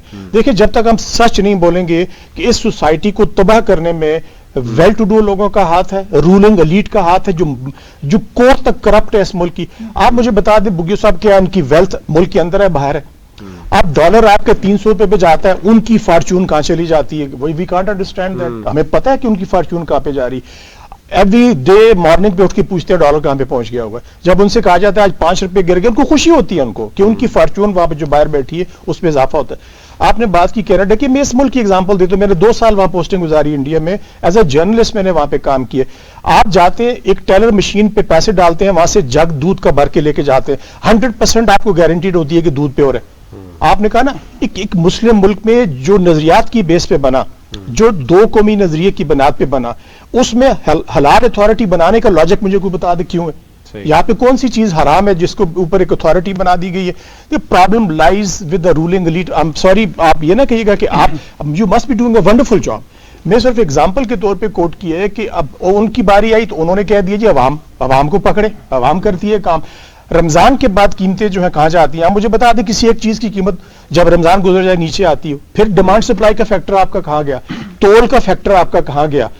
آپ کیا روٹن ٹماٹر اٹھا کے آپ لوگوں کی باسکٹ میں ڈال کے بیچ دیتے ہیں, گھر جا کے کھولتے ہیں تو اس میں سے 25% روٹن چیزیں نکلتی ہیں. موریلٹی کہاں ہے ایز اے نیشن ہماری؟ جب تک ہم مان ہی نہیں رہے, ہم اس بات پہ آتے ہیں کہ میں نے بلیم ڈالنا ہے ستی صاحب پہ, ستی صاحب نے بگیو صاحب پہ ڈال دینا ہے. جس ملک کی رولنگ ایلیٹ کا میں نے پہلے اگزامپل دی ہے کہ وہ 50 کاروں کا کاروان لے کے نکلتا ہو, اس کو اتنا شرم نہیں آتا کہ جس ملک کے عوام, ابھی انہوں نے اگزامپل دی بڑی زبردست کہ کتنی انڈگنیٹی ہے کہ آپ نے لوگوں کو لائن پہ لگا کے کھڑا کیا ہوا ہے. آٹے کی تقسیم, ہمارا مذہب پیارے نبی کا فرمان ہے کہ آپ جب کسی کو ہیلپ کرتے ہیں تو ایسا کرے کہ دوسرے ہاتھ کو پتہ نہ چلے. ہم کیوں کر رہے ہیں یہ پبلسٹی؟ کس طرح یہ ہو رہا ہے ہمارے ملک کے اندر؟ مجھے سمجھ نہیں آتی. دیکھیں آپ بھی جانتے ہیں, میں بھی جانتا ہوں ریالٹی کدھر ہے. ہم میڈیا میں جب تک سچ نہیں بولیں گے آ کے کبھی آپ اپنی سوسائٹی صاحب آپ نے بالکل وہ باتیں کی جو عام شہری جو ہے وہ یہ سننا بھی چاہتا ہے اور سوچتا بھی وہ یہی ہے کہ یہ ہو کہاں پہ رہا ہے. اچھا آصف صاحب میں آپ کی طرف آؤں گا. دیکھیں آپ جس طریقے سے میں دیکھ رہا تھا کہ آپ نے لوگوں کے جو مسائل تھے وہ لوگ تنگ آ چکے ہیں عدالتوں سے بھی, اس گورنمنٹ سے بھی, اور آؤٹ آف کورٹ. میں یہ بات اس لیے کر رہا ہوں کہ بہت سے ابھی میں نئے لوگ بھی دیکھ رہا ہوں جو آؤٹ آف کورٹ سولوشن نکالتے ہیں اور بڑی اچھے طریقے سے وہ سولوشن نکال رہے ہیں. اس کی شاید ریزن یہی ہے کہ عوام کا ایک تو عدالتوں سے, دوسرا رول آف لا جو جدون صاحب نے بات کی. بالکل اگر کسی بھی ملک میں اس پاکستان کی ایگزامپل نہیں بھی دیتے, کسی بھی ملک کی ایگزامپل ہے, یہاں کا جو ہمارا جو نوجوان ہے یا کوئی بھی شخص باہر جاتا ہے وہ اس رول وہ پڑھ کے جاتا ہے اور اس کو پتا ہے اگر کچھ بھی آگے پیچھے ہوگا تو وہاں پر اس کو سزا بھی ملے گی. ڈرائیونگ کرتے ہوئے اس کو سزا ملے گی, وہ پیدل بھی چل رہا ہے غلط چلے گا تو اس کو سزا ملتی ہے, وہ کہیں اگر میل پریکٹس کرتا ہے یا کوئی ملاوٹ کرنے کی کوشش کرتا ہے اس کو سزا ملے گی. یہاں پاکستان میں صرف ایک ہی ایشو ہے کہ رول آف لا نہیں ہے, اور جو اوپر بیٹھے ہوئے جب ان کے لیے الگ قانون ہے اور عام شہریوں کے لیے الگ قانون ہے تو یہ ایک بہت بڑا ایشو ہے. اگر رول آف لا, اگر ایک عام شہری کو پتا ہے کہ میں نے اگر غلط کیا مجھے بھی وہ سزا ملے گی, اور جو پرائم منسٹر کو ملے گی ٹھیک ہے رول آف لا ہوگا, پھر تو وہ سمجھے گا, وہ ایکسپٹ کرے گا. ادروائز پھر وہ آپ کے پاس آئے گا, وہ کہے گا جی بالکل آپ جس طریقے سے ایک پاور شو کرتے ہیں, عوام کی احتجاج نہیں ہوتا, ہم جب تک عدالتوں کے سامنے کھڑے نہیں ہوتے اس وقت تک ہم بات نہیں کریں گے. تو کیا سمجھتے یہ ایشو ہے رول آف لا کا؟ اور جس طریقے سے میں نے دیکھا گزشتہ 3-4 کیسز آپ نے سالو کرائے, آپ نے 10-10 ہزار لوگ نکالے, روڈز بلاک کی, پھر جا کے تو لوگوں کو انصاف مل رہا ہے. وجہ کیا ہے؟ دیکھیں جی نوید بھائی, اس ملک میں ستم ظریفی یہ ہے نا کہ قانون تو صرف غریب کے لیے ہے, انصاف اتنا مہنگا ہے نا کہ غریب آدمی کے بچے کا اللہ نہ کرے مرڈر ہو جاتا ہے تو وہ بیچارہ افورڈ ہی نہیں کر سکتا. لائر, پولیس, مختلف چیزیں جو مینج کرنی اس کے لیے مشکل ہو جاتی ہیں. پھر جو اس طرح کے انسیڈنٹ کرتے ہیں وہ لوگ ویسے ہی تھرڈ کر کے, میں آپ کو بتاؤں کہ بے شمار دفعہ ایسا ہوتا ہے کہ لوگ پرسو کرنے کے لیے جا رہے ہوتے ہیں, راستے میں ان کا لوائقین کا بھی مرڈر کر دیا جاتا ہے. ہم نے یہ ذہن میں ایک بنایا کچھ دوستوں نے مل کے کہ ہم جب لوگوں کے ساتھ کھڑے ہوتے ہیں تو پھر یہ پتہ ہوتا ہے اگلے کو کہ بھئی یہ انڈیویجول لوگ نہیں ہیں, اب ان کے پیچھے پورا ایک ماپ کھڑا ہو گیا ہے. ہم لوگوں میں ایک اویئرنیس کریٹ کر رہے ہیں, لوگوں کو ایجوکیٹ کر رہے ہیں. چونکہ انصاف جو ہے نا, وہ جس طرح ابھی جدون صاحب بڑے ایگریشن میں باتیں کر رہے تھے, اصل میں مسئلہ یہی ہے کہ اس ملک میں جس دن انصاف کا بول بالا ہو جائے گا نا, یہ ساری چیزیں جو آپ کہہ رہے ہیں, ملاوٹ, یہ جتنے دندے, یہ اب دیکھیں نا اس قوم کی پوزیشن یہ ہے کہ ہمیں اس طرح سے عادی کر دیا گیا ہے کہ ہم امپورٹڈ شوز بھی امپورٹڈ، یہ کپڑے بھی امپورٹڈ. جب آپ ہر چیز پرچیز کرتے ہو پیسے باہر بھیج دیتے ہو، ڈالر سے پرچیز کرتے ہو تو پھر ڈالر نے تو اوپر جانا ہے. بہت ساری چیزیں وہ گورنمنٹ کی وجہ سے بھی ہیں، لیکن بہت ساری چیزیں جو ایسی ہیں ہم نے جو کاپی کرنا شروع کیا ہے. سپوز میں افورڈ نہیں کر سکتا اور میں بھی کہتا ہوں کہ بھائی فلاں بندے نے فلاں فلاں فلاں فلاں چیز امپورٹڈ منگوائی ہے اور میں نے بھی، اور انڈسٹری جو ہے آپ کی وہ کولیپس ہو گئی ہے. اب آپ کا ڈالر کیوں مہنگا ہو گیا ہے اتنا؟ اس لیے مہنگا ہو گیا کہ جتنا بزنس مین ہے اور سیف جگہ کوئی نہیں ہے اور وہ سارا ڈالر پرچیز کر رہا ہے اس وقت. پراپرٹی کولیپس ہو گئی، بزنس رہے ہی نہیں، انڈسٹری آپ کی مطلب آپ کی بجلی گیس چیزیں اتنی مہنگی ہو گئی ہیں کہ افورڈ ہی نہیں. اب دیکھیں نا، آپ سلائی کی سوئی تک آپ امپورٹڈ منگواتے ہو اور پھر ہم کہتے ہیں کہ ہم محب وطن پاکستانی ہیں. اور سب سے بڑی بات جو ہے وہ جس دن اس ملک کے انصاف کا بول بالا ہو جائے گا، اب دیکھیں نا عمران خان کے لیے رات کو عدالت لگے گی. بالکل. میں دوبارہ آپ کی طرف آؤں گا، مجھے ایک بریک کے لیے کہا جا رہا ہے کہ ایک وقفہ لیتے ہیں خاطر حضرت، اور وقفے کے بعد واپس آتے ہیں اور گفتگو کا سلسلہ جو ہے دوبارہ سے یہاں سے شروع کرتے ہیں.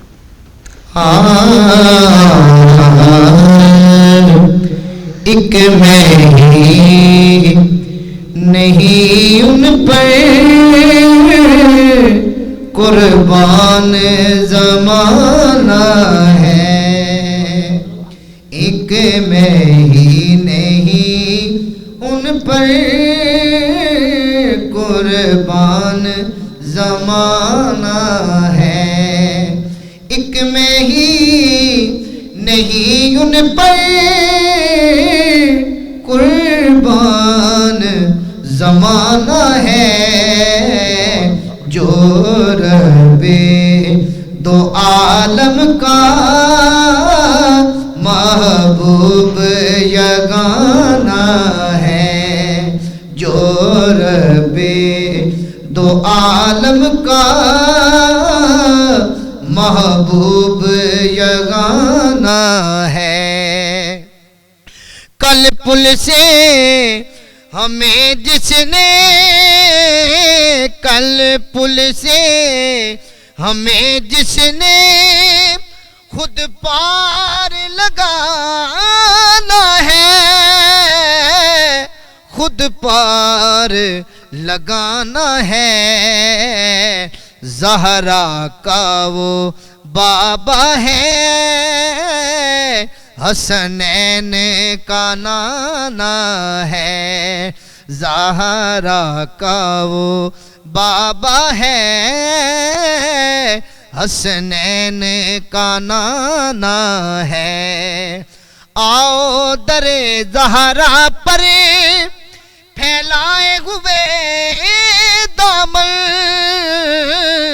پھیلائے ہوئے دامن، ہے نسل کریموں کی لجپال گھرانہ ہے، محروم کرم اس کو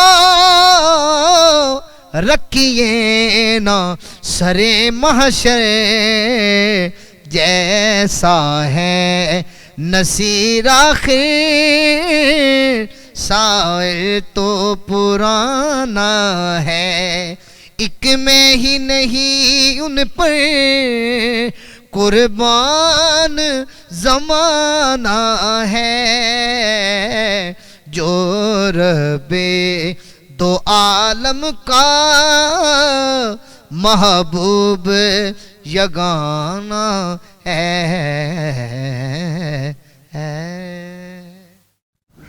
جزاک اللہ جی، ماشاءاللہ.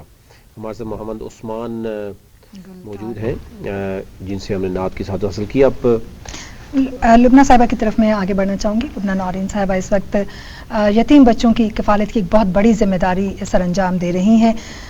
یقیناً حضرت محمد صلی اللہ علیہ وآلہ وسلم کا فرمان ہے کہ جس نے ایک یتیم کی کفالت کی ہے جنت میں میرے ساتھ ایسے ہوگا، اور ان کی دونوں انگلیاں جو ہیں وہ جڑی ہوئی تھی. تو اس سے بڑی تو بات ہی نہیں ہو سکتی اس کے بعد کہ ہم یتیموں کی بہتری کے لیے کام نہ کریں. ایک بہت بڑا کاز آپ لے کر چل رہی ہیں اس وقت. لبنہ نورین صاحبہ بتائیے گا کتنے بچوں کی کفالت آپ اس وقت کر رہی ہیں اور ان کی حوالے سے کیا ذمہ داریاں آپ سر انجام؟ میرے پاس 40 بچے ہیں جس میں سے 19 گرلس ہیں اور 21 بوائز ہیں. جو سب سے چھوٹی ایج میں نے بتائی تھی وہ 2.5 سال کی بچی ہے. اب وہ 4 بہن بھائی آئے ہیں میرے پاس سے فیصل آباد سے, اور ان کے فادر مدر کی دونوں کی روڈ ایکسیڈنٹ میں ڈیتھ ہوئی تھی, اور ان کا نانا میرے پاس آئے ان بچوں کو لے کے. انہوں نے فیس بک پہ نورین زندگی ویلفیئر ٹرسٹ کے فیس بک پہ میرا کانٹیکٹ نمبر دیکھا اور انہوں نے مجھ سے کانٹیکٹ کیا. تو وہ آئے کہتے ہیں کہ ان بچوں کو نہ آپ نے رکھنا ہے. میں نے کہا آپ نانا ہیں تو آپ رکھ سکتے ہیں ان بچوں کو افورڈ کر. کہتے ہیں میں اپنا نہیں کھا سکتا تو میں ان بچوں کو کیسے رکھ سکتا. تو وہ 4 بہن بھائی اب آپ ان کے پیرنٹس جی الحمدللہ. تو اسی طرح کے اور بچے بھی آپ کے پاس موجود ہیں. سب سے بڑے بچے کی عمر کیا ہے اور ان کی جو معاشی اور پھر ظاہر ہے کہ وہ اس وقت ایک ذہنی ٹراما سے گزر رہے ہیں, تو جو ان کی ایموشنل نیڈز ہیں کس طریقے سے اس کو کوپ کرتے ہیں؟ جو میرے پاس سب سے بڑا بچہ وہ 14 ایئر کا ہے, 9 کلاس میں پڑھ رہے ہیں. اور جو الحمدللہ میں نے پہلے بھی میں نے آپ کو بتایا تھا کہ میں ان بچوں کے ساتھ رہ رہی ہوں, میں ایز اے مدر رول کر رہی ہوں ان کے ساتھ. انہیں جس چیز کی ضرورت ہوتی ہے وہ میرے پاس آتے ہیں, میں فرمائش ان کی پوری نہ کروں تو اپنے فادر کے پاس جاتے ہیں کہ پاپا ہمیں یہ چیز چاہیے. اور اللہ کا لاکھ لاکھ شکر ہے, میری یہی کوشش ہوتی ہے کہ بچوں کے ذہن میں یہ چیز نہ آئے کہ وہ ایک یتیم خانے یا ایک اورفن ایج میں رہ رہے ہیں. ان کے مائنڈ میں یہی ہو کہ وہ اپنے گھر میں رہ رہے ہیں. اب میرے 40 بچے اسکول جب جاتے ہیں وہاں کے پرنسپل مجھے کہتے ہیں کہ میڈم ہمارے پاس اور بھی بچے جن کے 2 1 بچہ آتا ہے, ان کے پاس لنچ نہیں ہوتا کہ آپ 40 بچوں کا لنچ ایک جیسا اور ساروں کا لنچ آپ اسکول میں بھیجتی ہیں. تو کافی لوگوں نے مجھے یہ بھی کہا کہ آپ اپنا اسکول کیوں نہیں بنا لیتے. میں نے کہا اگر میں نے اپنا اسکول بنا لیا تو میرے بچوں کا مقابلہ دوسرے بچوں کے ساتھ مقابلہ نہیں کر سکتے. اور وہ چیز ظاہر بات ہے جو دوسرے اسکول میں جائیں گے, دوسرے بچے دیکھیں گے اس نے یہ چیز لی ہے یہ چیز لیا, تو وہ ظاہر بات مجھے آگے کہیں گے مما اس کے پاس وہ چیز ہے, مجھے وہ چیز پرووائڈ کرتے ہیں. اب چھوٹے بچے ان کے وہ کہتے ہیں مما ہمیں یہ والا بیگس چاہیے, یہ کارٹونس والا بیگ چاہیے, یہ والے بیڈس چاہیے. پھر میں انہیں وہ چیز آپ لے کے دیتی ہوں. موٹیویشن کہاں سے ہوئی, یعنی ویری فرسٹ ٹائم آپ نے کب سٹارٹ کیا اور کیا سٹارٹ کیا؟ میں نے 2019 کے اپریل میں سٹارٹ کیا تھا. 2014 میں میرا ایک بیٹا ہوا تھا, وہ 14 ڈیز زندہ رہا تھا, اس کی ڈیتھ ہو گئی تھی. پھر 2015 میں ایک میرا بیٹا ہوا, وہ 4 منتھ اور 2 ڈیز زندہ رہا تھا, اس کی بھی ڈیتھ ہو گئی تھی. اور میں کافی زیادہ آپ کو پتا ہے, اور میرا پہلا بیٹا 6 ایئر کے بعد ہوا تھا شادی کے. اور جب دونوں بیٹوں کی ڈیتھ ہوئی میں کافی ڈپریشن بھی ہو گئی تھی کہ سب کے بچے ہیں میرے نہیں ہیں. جدھر بھی جاؤ پہلا کوشچن یہ ہوتا تھا آپ کے بچے ہیں. تو پھر ہسبینڈ صبح جاتے کام, جب واپس آتے کہتے ہیں آپ کا موڈ آف ہوا ہے اور آپ کیا موڈ, آپ اس طرح کرو آپ کوئی ایسا سوشل ورک کا کوئی کام سٹارٹ کرو. یعنی کہ مجھے بچے چاہیے اور مجھے کچھ نہیں چاہیے. کہتے ہیں ٹھیک ہے آپ اورفنیج سٹارٹ کرو. پھر اللہ کا شکر میرے ہسبینڈ نے میرا ساتھ دیا اور میں نے ایک فلیٹ سے اورفنیج سٹارٹ کیا. جو سب سے پہلے 2 بچے میں لے گئی تھی کشمیر سے, اور ہماری ایک پوری ٹیم ہوتی ہے, وہ ویریفائی کرتے ہیں یہ بچہ ڈیزرونگ ہے. ایک تو فرسٹ آف آل وہ اورفن ہو, دوسرا ڈیزرونگ ہو. کچھ بچے اورفنز ہوتے ہیں نا, وہ ڈیزرونگ نہیں ہوتے ہیں, ان کے بیک میں کافی زمین جائیداد یہ سب کافی ان کا, یا پھر ان کے سرپرست ہوتی ہیں فیملی میں لوگ نہیں. جو میرے پاس بچے وہ بھی سرپرست ہیں, ان کے بھی سرپرست ہیں. دیکھیں تربیت کا یا اس طرح کا انوائرمنٹ کا ایک میٹر تو کرتا ہے. جی بالکل. تو اس لیے پھر لوگ ان بچوں کو پھر پرووائڈ کرتے ہیں جن کا بیک میں کچھ بھی نہیں ہوتا, ان بچوں کو ہم پھر اپنے. آپ کے پاس زیادہ تر جو بچے ہیں ان کے دونوں پیرنٹس نہیں ہیں؟ دونوں پیرنٹس نہیں ہیں. بہت بڑی ذمہ داری آپ اس وقت سر انجام دے رہی ہیں. اس سے پہلے میں ریحان آپ کی طرف آؤں, ایک سوال میں لبنہ صاحبہ آپ سے کرنا چاہوں گی, ان کی معاشی ضروریات آپ کیسے پورا کرتی ہیں؟ میں نے ہر بچے کی اسپانسرشپ لگائی ہوئی ہے 12,000, جس میں سے کچھ بچے میرے اسپانسرشپ ہیں تو وہ الحمدللہ ادھر سے اسپانسرشپ سے پوری ہو جاتی ہے, اور جو کچھ رہ جاتا ہے وہ میرے ہسبینڈ کا بزنس ہے, اس میں سے 35% وہ بچوں کے لیے کرتے ہیں. بہت خوبصورت بات ہے, اللہ تعالیٰ آپ کو اس کا اجر دے. ریحان آپ کی طرف آنا چاہوں گی. ظاہر ہے ہر انسان, جیسے لبنہ صاحبہ جو ہیں وہ اس وقت بھلائی کے کاموں میں بہت یتیموں کی کفالت کریں, اسی طریقے سے بہت سی فیملیز ہیں جن کو آپ کی آرگنائزیشن جو ہے وہ ایڈ پرووائڈ کر رہی ہے. آگاہ کیجیے گا اس وقت جو آپ کی سرگرمیاں ہیں ان کے حوالے سے بھی ہمیں, اور آنے والے وقت میں, کیونکہ رمضان کے بعد بھی ظاہر مشکلات جو لوگ سفر کر رہے ہیں ان کی اپنی جگہ پر رہتی ہیں, ان کو ضرورت بھی رہتی ہے, لیکن جو ہماری نیکی کی رفتار ہے وہ تھوڑی سی سلو ڈاؤن ہو جاتی ہے, کیونکہ وہ 70 گنا ثواب ہمیں نہیں مل رہا ہوتا اس طریقے سے. عمومی طور پر جو کہا جاتا ہے کہ وہ ایک عام پیس کا ثواب جو ہے وہ ہو جاتا ہے. خیر اجر تو اللہ تعالیٰ نے دینا, ہو سکتا ہے 70 گنا وہ بڑھا کر دیں یا 70,000 گنا بڑھا کر دیں. تو اس وقت میں آپ لوگوں کو کیا کہنا چاہیں گے کہ کس طرح کا جو ان سے تعاون ہے وہ آپ کو درکار رہے گا؟ ایک میں ایڈیشن بھی کرنا چاہوں کہ گزشتہ جو آپ کا رمضان مبارک تھے یا کووڈ سے پہلے اور اس کے بعد کتنی بڑی تبدیلی آپ نے دیکھی ہے؟ جی بہت شکریہ آپ کا. یقیناً یہ جو فنڈ ریزنگ اور خاص طور پر جو مشکلات ہیں یہ تو آرگنائزیشن کے ساتھ رہتی ہی ہیں, لیکن فلاحی ادارے کے لیے ریڑھ کی ہڈی بھی یہی چیز ہے جس کی بنیاد کے اوپر ادارہ قائم ہے. میں خاص طور پر مسلم ہینڈز کے پرسپیکٹو کی اگر بات کروں تو ہم چونکہ بچے کے گرد جتنے بھی عوامل ان پہ کام کرتے ہیں, چائلڈ فوکس آرگنائزیشن ہے, چاہے وہ بنگلہ دیش کے ہوں, سری لنکا کے ہوں, یمن کے ہوں، فلسطین کے ہوں یا پاکستان کے، 52,000 سے زائد بچے اس وقت جو مستقل تعلیم حاصل کر رہے ہیں ہمارے قائم کردہ تعلیمی مراکز کے ذریعے، جس میں ایک تو ہمارے اپنے بنائے ہوئے اسکول آف ایکسیلنسز ہیں، ماڈل اسکولس ہیں، پھر ایک وہ پروگرام جو گورنمنٹ آف پنجاب کے ساتھ اپنے PSSP کے تھرو 132 اسکولس ہیں، اس طرح سندھ میں سیف ایجوکیشن فاؤنڈیشن کے ساتھ بدین ڈسٹرکٹ کے اندر 20 اسکولس جو ہیں جس کو مسلم ہینڈز اس وقت چلا رہا ہے، اور جہاں پر بچے پہلے بالکل نہیں تھے لیکن ہم نے اب کیونکہ کومولیٹو اپروچ کے تحت ان کو اتنا اپ گریڈ کر دیا کہ وہاں 2,000 سے 22,000 تک ان کی تعداد جا چکی ہے، اور پنجاب کے اندر بھی حال یہی ہے، صورتحال یہی ہے۔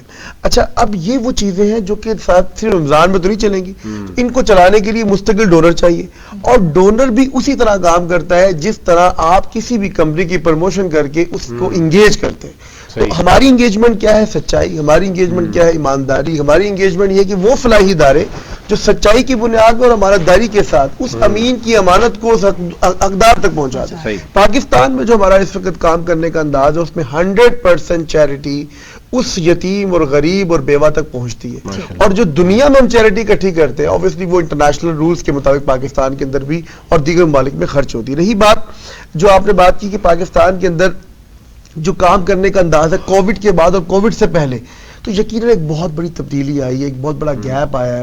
اب دینے والے بھی لینے والوں کی صف میں کھڑے ہوتے ہوئے نظر آ رہے ہیں جو کہ المیہ ہیں۔ ایک تنخواہ دار طبقہ، میں جب اپنے گرد اپنے لوگوں کو دیکھتا ہوں، چاہے میرا مالی ہو، چوکیدار ہو، کام کرنے والا ہو، یا ہمارے گھر میں کام کرنے والی کوئی میڈ ہو، تو یقیناً اس سے بھی آپ کو اندازہ ہوتا ہے، لیکن ہمارا تو کیونکہ سارا دن ڈائریکٹ رابطہ ہے ایک بینیفیشریز کے ساتھ، ان کے مسائل کے ساتھ، ان کی درخواستوں کے ساتھ، تو اب معلوم یہ پڑ رہا ہے کہ آنے والے دنوں میں ہمیں شدید مشکلات کا سامنا ہو سکتا ہے، کیونکہ دینے والا بھی اپنے ہی گرد لوگوں کو تلاش کر کے وہ تو تقسیم کر چکا ہوتا ہے۔ کیونکہ دیکھیں پہلے لوگ رفائی ادارے کی طرف آتے تھے کہ رفائی ادارے ایک ذریعہ ہے بیت المال کی طرز کا، اب بیت المال کی طرز ہر شخص نے الحمدللہ، یہ اچھی بات ہے کہ اپنے تئیں اپنی وسعت میں وہ کام کر رہا ہے اور وہ اس کو بڑے اصل انداز میں سر انجام دے رہا ہے، لیکن مالی طور پر دیکھیں آپ کی تنخواہ کا اضافہ نہ ہونا، حکومت کے جو اس وقت آئے روز ٹیکسیز ہیں اور جو ہمارے اخراجات ہیں ان کا بڑھ جانا، یہ تمام چیزیں غریب کی زندگی پہ بہت گہرا اثر ڈال رہی ہیں، اور جس کی بنا پر وہ بھی پریشان ہے۔ آپ کے کام میں مسجد اقصیٰ کا تذکرہ آپ نے کیا، وہ بتائیے گا کہ کیا آپ کا کام ہر سال، کیونکہ آپ نے دیکھا کہ یہ ایک المیہ بھی ہے اور ایک تشویش کی بات بھی ہے کہ جیسے ہی رمضان المبارک یا کوئی مقدس ایام آتے ہیں تو بیت المقدس کے اندر ایک دہشت گردی کا کوئی نہ کوئی واقعہ رونما ہو جاتا ہے، اور پچھلے دنوں بھی آپ نے یہ خبریں ٹی وی کی جو ہے وہ زینت بنی۔ تو یہ پاکستان کی نہیں بلکہ یہ امت مسلمہ کی ایک ایسی تصویر ہے کہ جس کے پر سب لوگوں کو یکجا ہو کر سوچنا ہے کہ ہم کس طرح اس طرح کی جو ہے چیزوں کو جو ہے نا وہ اپنے نبرد آزما ہو سکتے ہیں۔ تو اس حوالے سے جارڈن گورنمنٹ جو ہے وہ فلسطین کے اس وقت مسجد اقصیٰ کے کاز کو لے کے عالمی دنیا میں OIC کے مطابق وہ اس کو لیڈ کر رہی ہے، تو انہوں نے دنیا کے اندر کام کرنے والے فلاحی اداروں میں سے مسلم ہینڈز کو بھی اپنے اس مشن کا حصہ بنایا، اور ان کو یہ بہت بڑا اعزاز ہے پاکستان کے لیے کہ انہوں نے اپروول دیا کہ مسلم ہینڈز ہی جو ہے وہ رمضان المبارک کے اندر مسجد اقصیٰ اور سے متصل علاقوں میں جہاں پر ڈیزاسٹر ہے، جہاں پر اس وقت جو ہے وہ جنگ کی صورتحال ہے، وہاں پر اپنی رفاع عامہ کی خدمات سر انجام دے گا۔ اچھا، اس کے پیچھے کیونکہ ہماری سٹوری یہ تھی کہ ہم بغیر کسی کاز کے، بغیر کسی ایسے ایجنڈے کے اس خدمت اور خیر کے جذبے سرشار امت مسلمہ کے ان مسائل زدہ لوگوں کے لیے کام کر رہے ہیں کہ جہاں پر ہمیں پہنچنا ہے، اور ہمارا ڈونر بھی کہتا ہے کہ آپ وہاں پر کام کریں، خاص طور پر جب سیریا کی بات ہو، فلسطین کی بات ہو، یمن کی بات ہو۔ لیکن مسجد اقصیٰ کے حوالے سے ہم سب کے لیے اعزاز ہے، میں یہ بات آپ کے پیغام کی پروگرام کی فضا سے عرض کرنا چاہوں گا کہ 80% سے زائد لائٹنگ کا جو کام ہے مسجد اقصیٰ کا، وہ الحمدللہ اللہ پاک نے ہمارے حصے میں ڈالا، اور وہ مسلم امہ کے لوگوں کے تعاون سے ہی ممکن ہوا۔ وضو خانے جو ہے جو قائم کیے گئے 2 گیٹس کے اوپر، ان کا کام بھی جو ہے ہمارے مسلم ہینڈز کی طرف سے الحمدللہ سر انجام دیا گیا، اور یتیم بچوں کی کفالت کا بھی ایک پروگرام الحمدللہ یمن میں، فلسطین میں، لبنان میں اور افریقہ کے 12 ممالک میں الحمدللہ اس وقت جاری ہے۔ بالکل صحیح۔ اچھا، بوگی صاحب کی طرف آئیں گے، پھر باقی مہمان بھی ہیں۔ ایک تو یہ گفتگو آپ نے دیکھی، رمضان المبارک میں ہم کیونکہ بڑھ چڑھ کر ان چیزوں میں حصہ لیتے ہیں، لیکن باقی جو 11 ماہ ہے اس میں ہم سمجھتے ہیں کہ یہ پریکٹس تھوڑا ویک ہو جاتی ہے، کم ہو جاتی ہے، یا ایک اور جو کنسپٹ سب سے زیادہ ہم جب بھی کوئی ایکسپرٹس آتے ہیں ان سے بات کرتے ہیں کہ زکوٰۃ کا جو ہمارے ہاں کنسپٹ ہے، بینکنگ سیکٹر جو ہے اس کو الگ سے کٹنگ کرتا ہے، پھر ایک کونسل ہے زکوٰۃ کونسل، اور یہ بھی شاید علم نہیں ہوتا کہ وہ کبھی کہا جاتا ہے کہ سیاسی طور پر اس کی جو ہے وہ تقسیم ہوتی ہے. تو آپ سمجھتے ہیں کہ زکوٰۃ کا صحیح طریقے سے استعمال نہ ہونا اور زکوٰۃ کا ملکی معیشت میں بڑا اہم رول ہوتا ہے. جتنا ہم دیکھتے ہیں کہ رمضان المبارک میں خیرات و زکوٰۃ ہوتی ہیں لیکن اس کے باوجود مانگنے والے یا جو پروفیشنل لوگ ہیں وہ آگے ہوتے ہیں, حقدار ابھی تک پیچھے رہتے ہیں. کیا سمجھتے ہیں کہ کیا ہونا چاہیے اس میں؟ دیکھیں یہ ہمارے پاکستان کا المیہ ہے کہ ہم جو ہمارے کور ایشوز ہیں ہم اس کو کبھی ایڈریس کرتے نہیں ہیں. اور جیسے ابھی یہ بات ہو رہی تھی کہ سال کے اندر ہم 350 350 یا 380 ارب روپے کی ڈونیشن کر دیتے ہیں جی رمضان کے اندر. سارا سال کیوں نہیں کر دیتے؟ دوسرا المیہ ہمارے ملک کا یہ ہے کہ ادھر نا پینک بہت جلدی کریٹ ہوتی ہے. آپ ابھی کسی بھی سوشل میڈیا سے 4-5 SMS جنریٹ کر دیں کہ جی پیٹرول 5 روپے مہنگا ہو رہا ہے تو سب لائن میں لگ جائیں گے. یعنی آپ کا میں تو یہاں دیکھا خوددار قوم ساری لائن میں لگ جائے, جنا ایونیو پورا بلاک ہو جاتا ہے. اچھا اس بندے کو اچھا اور ان کا کامن سینس دیکھیں, ایک بندہ اپنی لینڈ کروزر لے کے آئے گا 400 کا پیٹرول خرچ کر کے آیا اور اس نے 25 روپے بچانے اور جائے گا, اس کو بچت اس کی وہی 20-25 روپے کی ہے. چینی کا آپ کہہ دیں کہ جی 2 روپے اوپر ہو رہے جا رہی. میری مہینے کی چینی کی اگر جو گھر کے اندر 5 فرد ہیں کلو استعمال کر لیں گے, 2 کر لیں گے, میں پھر ادھر سے 40 کلو اٹھا کے لے کے آ جاؤں گا. جب آپ بھی 40 لے کے آئیں گے یہ بھی لے کے آئیں گے تو ڈیفینیٹ طلب اور رسول میں فرق آئے گا. تو وہ یہی حال ادھر. اب جس طرح اب یہ ویٹ ہے, اب آپ آٹا آپ دے تو رہے ہیں, کیا آپ کو پتا ہے کہ جس کو دے رہے ہیں وہ مستحق ہیں کہ نہیں ہے, اور وہ کتنا ریپیٹڈلی لے رہا ہے؟ بالکل.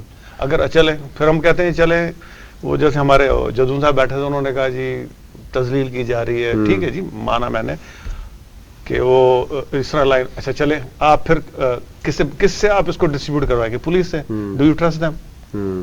NGO سے. Do you trust them?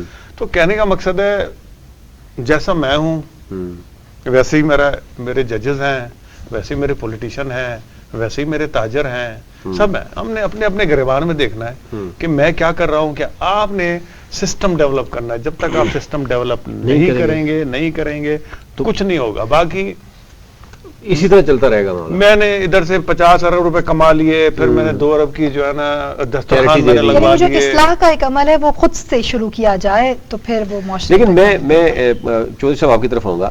یہ جو اصل معاملہ جو ہے وہ ہم اگر اوور آل دیکھیں تو یہی ہمارے ہاں یوتھ ہے, یہی تاجر برادری ہے, یہی پاکستانی ہیں جو باہر جاتے ہیں تو وہ پوری دنیا کے ان لوگوں کے ساتھ یعنی ان کو کمپیٹ کرتے ہیں تو آگے جاتے ہیں. ٹیلنٹ میں تو کسی قسم کی کمی نہیں ہے. ایشو تو پھر یہ ہے کہ ہم کیوں یہاں پہ کھڑے ہیں. وجہ کیا ہے؟ آپ سمجھتے ہیں کہ رول آف لا کا ایشو ہے, تربیت کا مسئلہ ہے, لیکن اصل معاملہ تو اسٹیٹ کا ہے. جب اسٹیٹ کہتی ہے کہ آپ کو آرٹیکل 25 بڑا کلیئرلی کہتا ہے کہ 16 سال تک کے بچے کی تربیت اسٹیٹ نے کرنی ہے, اس کی اسکولنگ اسٹیٹ نے کرنی ہے, اس کی ہیلتھ اسٹیٹ نے دیکھنی ہے. لیکن کیونکہ ہمارے ہاں 3.5-4 سال بعد پھر ایسی پالیسیز چینج ہوتی ہیں کہ کچھ سمجھ نہیں آتا. جو کام ہو رہا ہوتا ہے ایک حکومت کرنے کی کوشش کرتی, دوسری آ کے کہتی ہے یہ تو اس کا تو نام ہی ختم کریں. اس طریقے سے ہم نے اربوں روپے اس طریقے سے ضائع بھی کیے. ہم اب اربوں روپے لیتے ہیں, اربوں روپے کا جو لون لیا وہ واپس کرتے ہیں.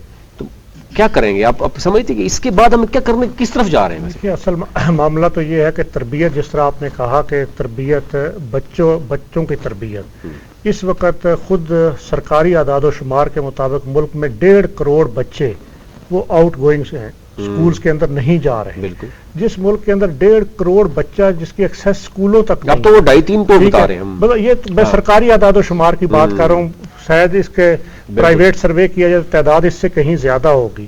اچھا پھر جو تعلیم حاصل بھی کر رہا ہے ملک میں, پہلے کہتے تھے دورہ نظام تعلیم, اب تو 13 اور 14 نظام تعلیم ہے. ایک نظام تعلیم ہمارے مدارس کا موجود ہے, ایک نظام تعلیم ہمارے جو ایلیٹ کلاس کے سکولز ہیں ان کا, ایک مڈل کلاس سکولز کا ہے. مطلب وہ نظام تعلیم جس کے بارے میں لارڈ میکالے جس نے یہ نظام تعلیم بنایا اس نے خود یہ کہا کہ میں ایک ایسا نظام تعلیم بنا رہا ہوں جو کلرک تو پیدا کرے گا. ٹھیک ہے, وہ کلرک پیدا کر رہا ہے. اور ہماری رولنگ ایلیٹ آپ دیکھیں وہ تو آکسفورڈ سے اور باہر سے پڑھ کے آتی ہے. تو جب آپ, اور پھر ایک ایسا نظام تعلیم ہے کہ جس نظام تعلیم کے اندر اخلاقی قدریں نہیں سکھائی جا رہی، جس نظام تعلیم کے اندر ٹیکنیکل ایجوکیشن آپ لوگوں کو نہیں دے رہے، مطلب آپ لوگوں کو اگر ماسٹرز کرواتے ہیں، آپ ان کو بیچلرز کرواتے ہیں، لیکن ان کے پاس کوئی ایکسپرٹی کسی فیلڈ کی موجود نہیں ہوتی، تو جب اس طرح کا نظام تعلیم ہوگا تو پھر قوم کی اخلاقی تربیت نہیں ہوگی۔ اور پھر ہمارا المیہ یہ ہے کہ ہماری قومی زبان اردو ہے اور ہم اسکولوں کے اندر انگلش کے اندر پڑھانا چاہتے ہیں۔ اچھا، چاہیے تو یہ تھا کہ ہم سندھ میں سندھی میں، بلوچستان میں بلوچی میں پڑھاتے اور پھر قومی زبان اردو کے اندر ہمارا سلیبس ہوتا، تاکہ ایک عام پاکستانی، ایک عام بچہ پڑھ سکتا، اس کی تربیت ہوتی۔